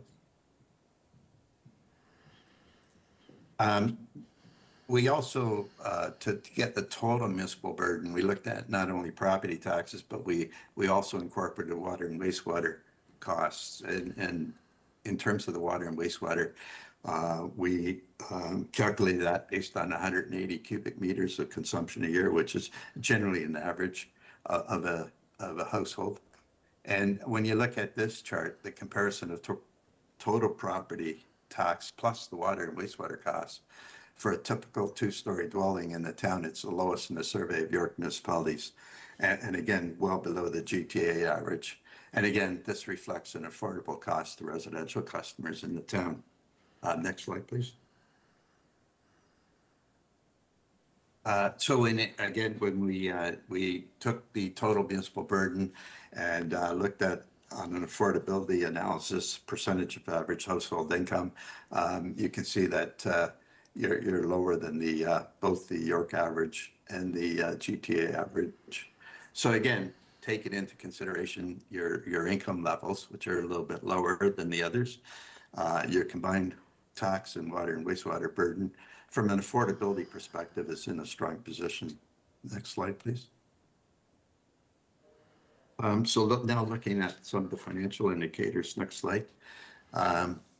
one of the indicators that is important to look at is your tax reserves as a percentage of own source revenue. And you can see from the graph on the left-hand side, your tax reserves as a percentage of own source revenue in 2019 was about 105%. That was growing in 2022 was 139%, and then in 2024 it's still healthy at 128%. So it's been strong over the last 6 years. When you look at the tax reserves as a percentage of own source revenue in comparison to the other York municipalities on the right-hand side, your tax reserves as a percentage of own source revenue is the highest amongst other York municipalities. So that looking at this metric, it provides a measure of the financial health of the municipality, and in your case, it's very strong. That also provides fiscal flexibility relative to your revenues. Next slide, please. You talked earlier about the asset management plan. So we actually looked at that, and this is from the 2025 asset management plan. And your strategy is to maintain the infrastructure in a state of good repair by implementing life cycle costing and providing annual contributions to the asset replacement reserve to fund that rehabilitation replacement. The town is working toward targeting setting aside a contribution based on the asset management plan. So when we look at the findings of the 2025 asset management plan, you can see that there's a significant annual deficit both in tax and water and wastewater. The thing about this is that the town does have a plan in place to gradually phase in an increase to the capital infrastructure reserve to gradually address this, reduce this annual infrastructure gap. Next slide, please. Another metric, a common practice for municipalities, or a leading practice, is to make sure that they had a capital reserve balance of between 1% and 3%, at least a minimum of 1% to 3% of the asset replacement value. And this is for emergency purposes, one-time things that may come up that are unexpected. In 2024, the available reserve balance for capital is 29 million. The asset replacement costs, as we looked at previously for the tax-related services, is 1.9 billion. So that represents about 1.5%. So you're kind of in the middle of the range of 1% to 3%. But as I say, the town is gradually, they have a plan, you have a plan in place to gradually increase the contributions to the tax asset replacement reserve. Next slide, please. Again, looking at water and wastewater, again, it's 1% to 3% of the asset replacement value. And in the case of water and wastewater, you're at 3.1%. So your balances are in accordance with recommended practices. Next slide. And the other thing too to note on that, it was an upward trend. The next slide is looking at debt charges as a percentage of own source revenue. And the town continues to be debt-free. Future growth may require some debt financing, but you do have no debt right now. So that with the reserves and in combination with the debt, you have significant room to grow for major growth-related projects where DCs may not be available when infrastructure's requirements are required. Next slide, please. So now looking at the overall financial position, we did on a per capita basis. And essentially what this is the financial assets less the financial liabilities. And obviously you want to be is on the positive side of the equation. So when we look at that over from 2018 to 2024, on a per capita basis, this is the net financial position. In 2018, it was 1,238 positive, and the trend line has been going up in a positive direction. So you're currently at 2,605. So you've trended in the right position as well. If you look at the right-hand side, in comparison to the other York municipalities, you're actually the highest of any of the York municipalities. So you have an extremely strong net financial position. And again, this provides flexibility to fund capital projects and also provides the capacity to respond to emerging priorities and room to fund growth-related projects. Next slide, please. So just to summarize, if you go to the next slide, looking at all of those financial indicators that I pointed out, both socioeconomic and financial, you're actually positive in each one of those. Next slide. So you're currently in a strong financial position. So you have an excellent foundation on which to build a long-range financial plan to maintain that strong financial position. So you have strong assessment growth, low municipal spending, reflects low property taxes in relation to household income, that affordability indicator, healthy stabilization of capital reserves aligned with leading practices. You have no debt, and you do have an asset management plan in place to address your anticipated funding gaps through planned increases to annual contributions. So again, all of this lays an excellent foundation for the preparation of and the development of a long-range financial plan. And that's the end of the presentation. I'd be happy to answer any questions. Thank you very much. Questions? Councillor Crone?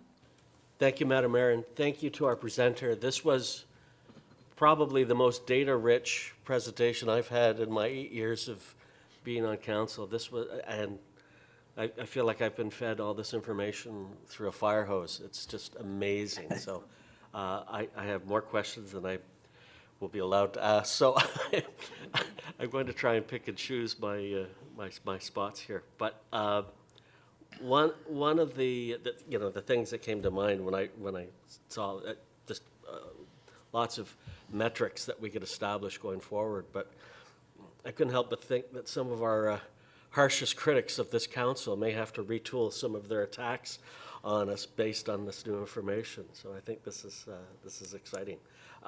My first question, it revolves around slide 12, and it's something I've been saying for a while. This organization almost has I'll call it an addiction to residential taxes. 90% is residential and farmland, and about 10% is commercial. There's a few of us on council that have argued for greater economic development, and I think this may give a good nudge in that direction. And I'll ask this to staff, has council ever formally established a target for non-residential assessment? And if not, should we be considering that?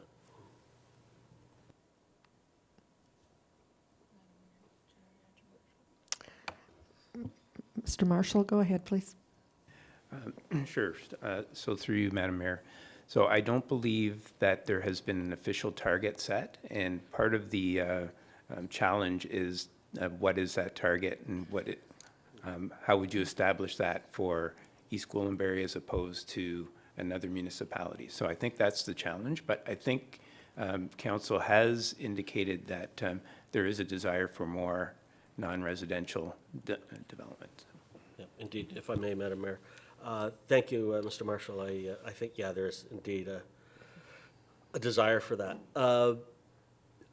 Go to slide, I think from slide 8, what struck me about that was just the notion that we have higher than the province average of people aged 19 and younger, which makes our investments in parks, trails, and the Health and Active Living Plaza even more responsible and timely. So I think that was a good thing.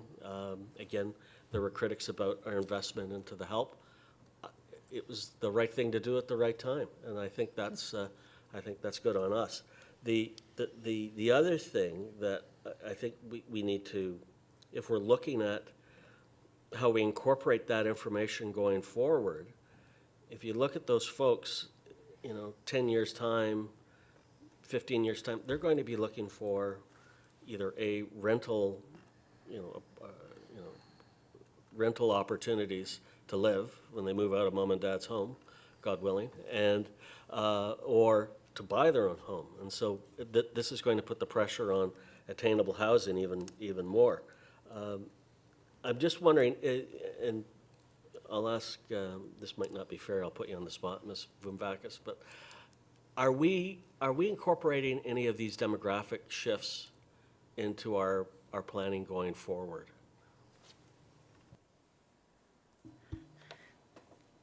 Through Madam Mayor, not specifically, but what we do look at is ensuring that we have a broad range of housing opportunities to meet all stages of people's life cycle. So young families who are looking to have ground-related housing. It's when we start to see townhouses, to single families, to rental. So we do encourage rental because we recognize not everyone can afford a home. So we do look at it a bit more from a broad perspective because the demographics are always going to shift. Okay, thank you very much. And just one last question. With the, I think being debt-free was probably one of our greater financial achievements. I know it wasn't always that way, Madam Mayor, when you arrived here. I think we still were in debt, and you helped clean that up through successive councils. But I think the presentation hints at there may be a need in the future where we have to consider debt financing. And it's an uncomfortable conversation to have, but sometimes it's important to have those uncomfortable conversations. Have we, as a council, have we ever, or as an organization, I should say, have we ever considered a formal debt management policy plan that factors into how we might enter into that sort of decision-making, or have we taken things on as a case-by-case basis? I don't know who wants to tackle that one. Mr. Marshall, you were looking in the right direction. I can attempt it. So we haven't established a formal debt management policy, but when we do our reviews of our long-term forecasts, our long-term capital plans, our revenues, our reserve forecasts, that's when we start looking at whether there will be a need for issuing debt. I think establishing a debt management policy right now, I think that's probably lower on the scale for us right now, because we've been able to be debt-free. But when we start looking at our forecasts and see that, well, we're going to be close to starting the discussion on issuing debt, I think that's when we should come back with a policy on debt management. Thank you, Mr. Marshall. Through you, Madam Mayor. I think it's something that I wouldn't want, I'm not, don't get me wrong, I'm not crazy about going into debt, but it's better to have it and not need it than to need it and not have it. Thank you, Madam Mayor. That's it for me. Thank you. Go ahead, Councillor. Thank you very much, through you, Madam Chair. So my first question is with relation to your presentation and your statistics that you used. We had a presentation just last week regarding the growth of the senior demographic. And it was my impression that according to those statistics that the seniors group was the fastest growing demographic in East Gwillimbury. So I'd like to get some clarification on which group really is faster growing, whether it's the youth group or the seniors group. I'm not sure if you can address that right now. or whether our staff would be able to address it in the future. But do you have any comments on that? Because it contradicts my impression of the demographics. Through you, Madam Mayor. These statistics were taken from the 2021 Stats Canada files, and they represent that point in time. And what it showed is that your seniors over 65, they are below the provincial average. However, if you look at trends, that is the fastest growing segment. You're currently below, but it is the fastest growing segment. Thank you very much, through you, Madam Mayor. So I believe, if my understanding is correct, that the next Statistics Canada information will come out in 2026, later this year. Is that correct? Correct. Okay, so I guess we'll look forward to what the most current statistics are. And so my other question is something that I ask about every single year, every single budget time, and that is with regard to the transparency of the information that we're being presented with in these graphs. And I've asked before, and I've been given different information about why we don't identify the municipalities that we're being compared to, because I think that in some circumstances there's opportunities to celebrate that we are at a good end of that graph chart, and then other opportunities that we might not be able to understand if we don't know the identities of those municipalities, because whenever it comes to property tax time, everybody is comparing each other, and that is public knowledge what our property taxes increases are. So I would find it very helpful, and I would like to know when and how we can receive the graphs with the other municipalities identified. And it's important because one of my fellow councillors who's been talking about the mantra that's been said over and over again is about that we have the lowest relative taxes and in York Region, and if my understanding of the chart on page 19 is correct, we are not the lowest relative taxes in York Region. In terms of property taxes, we are the third lowest. So could you please confirm that my understanding of the slide on page 19 is correct, that we are third lowest, we are no longer the lowest relative taxes, please, and thank you. Yeah. Through you, Your Worship. The slide 19, I believe, is the slide that deals with the affordability as a percentage of average household income, and you are the third lowest on that chart.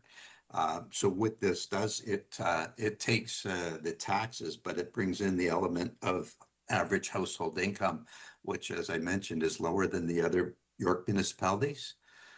So this is an affordability indicator. So you're the third lowest, and that's a result of a lower household income, not the property taxes. The property taxes are actually on slide 15, where it shows you are the lowest. Thank you very much for that clarification.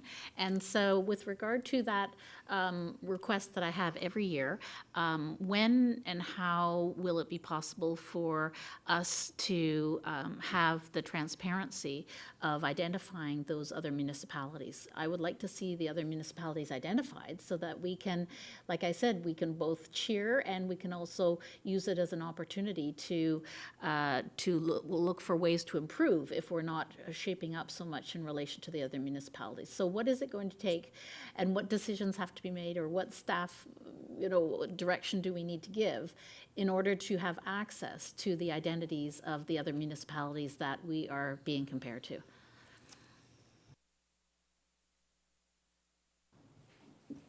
Mr. Marshall? So through you, Madam Mayor, the purpose of the exercise of comparing with other municipalities is to find where we are in relation to them. It's not to gloat or say that we're better than one municipality or the other municipality. It's to find out where we are so we can act on it. So we're not intending on publishing the municipalities. They are available in the study, so if people wanted to go in and actually see what municipalities they are, they can go in and see it. But we're not going to put that in our documents and try to show off to others. So. Thank you. Go ahead, please. I have a question I'll save till my turn, but I just wanted to point out that these municipalities are all York Region, so we know who they are. It's not like it's Kincardine or something like that. We know it's King, it's Witchart, Stouffville, it's Georgina, et cetera. Thank you.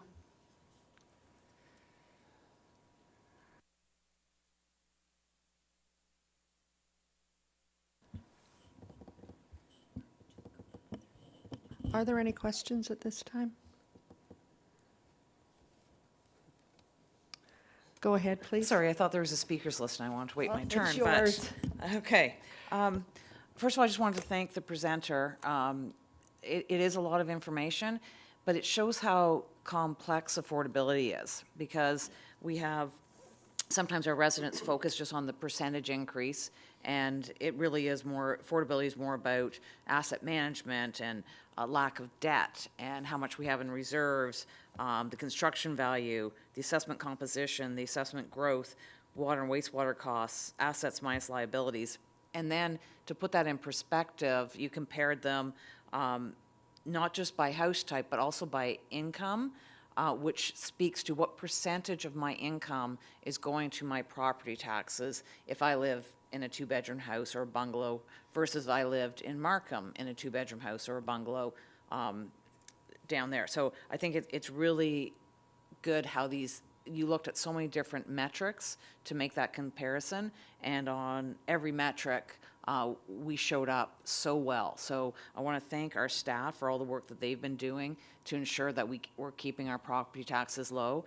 And my question to you, to our presenter, is how do we respond concisely to those who criticize us for the percentage increase in property taxes when we know when you look comparatively or relatively, we're lower than the rest of the region, but on a percentage increase basis, that's where they're criticizing us. So how would you respond to that in a concise way, other than this entire presentation? Concise. Through you, Madam Mayor. Yeah, this paints a picture at a point in time using basically 2025 data. And what you're talking about is future budget increases. So it's incumbent, I guess, on the municipality to outline what the driving factors are resulting in the increase.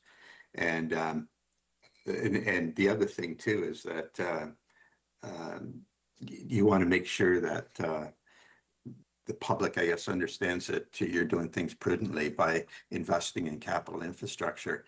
A lot of municipalities tend to lower the percentage increase on the tax increase, but they're resulting in other problems such as infrastructure gaps. So if that could be identified, that would be helpful as well, I think. Thank you. So, asking staff if maybe we can better communicate some of that so that our residents understand that although there's a property tax increase, we're still the lowest relative, and the reason for that increase is about making sure that we're investing now so we don't have to invest later. Thank you. Thank you. Anyone else? Councillor LaHaye? Thank you very much. And through you, Madam Chair, I'm looking at slide number 28. And in the middle section, you have the key indicators for the financial condition assessment. And so you say municipal property taxes as a percentage of income, and and water and wastewater and property taxes as a percentage of income. Do we have the actual percentages of income that you could provide to us again so that we could put a number in front of that percentage? Through your worships, the two-story tax and water and wastewater is, just trying to read that, about 3.8%. And then in the case of just taxes, it was 2.9%. Okay, so relative to income, to the municipality's income, It's relative to the average household income of the family municipality. household income. Okay, thank you very much. Okay, for that clarification. Thank you.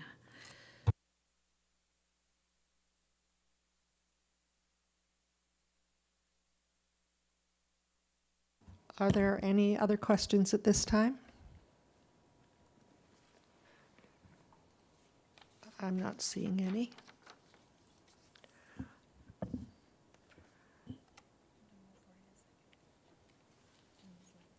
I'm looking for a mover and a seconder. Councillor Carruthers, Councillor Crone.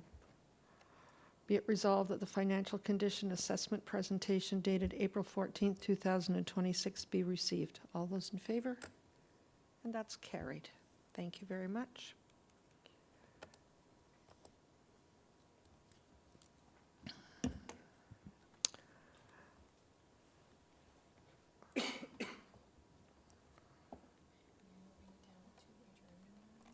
I am. I'm at item 5, confirming bylaw. Could I have a mover and a seconder, please? Councillor Leahy, Councillor Foster. All those in favor? And that's carried. And I'm looking at an adjournment.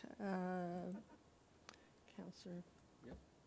And thank you. Be it resolved that the special meeting of Municipal Council adjourn at 12:36 p.m. All in favor? And that's carried. Thank you very much.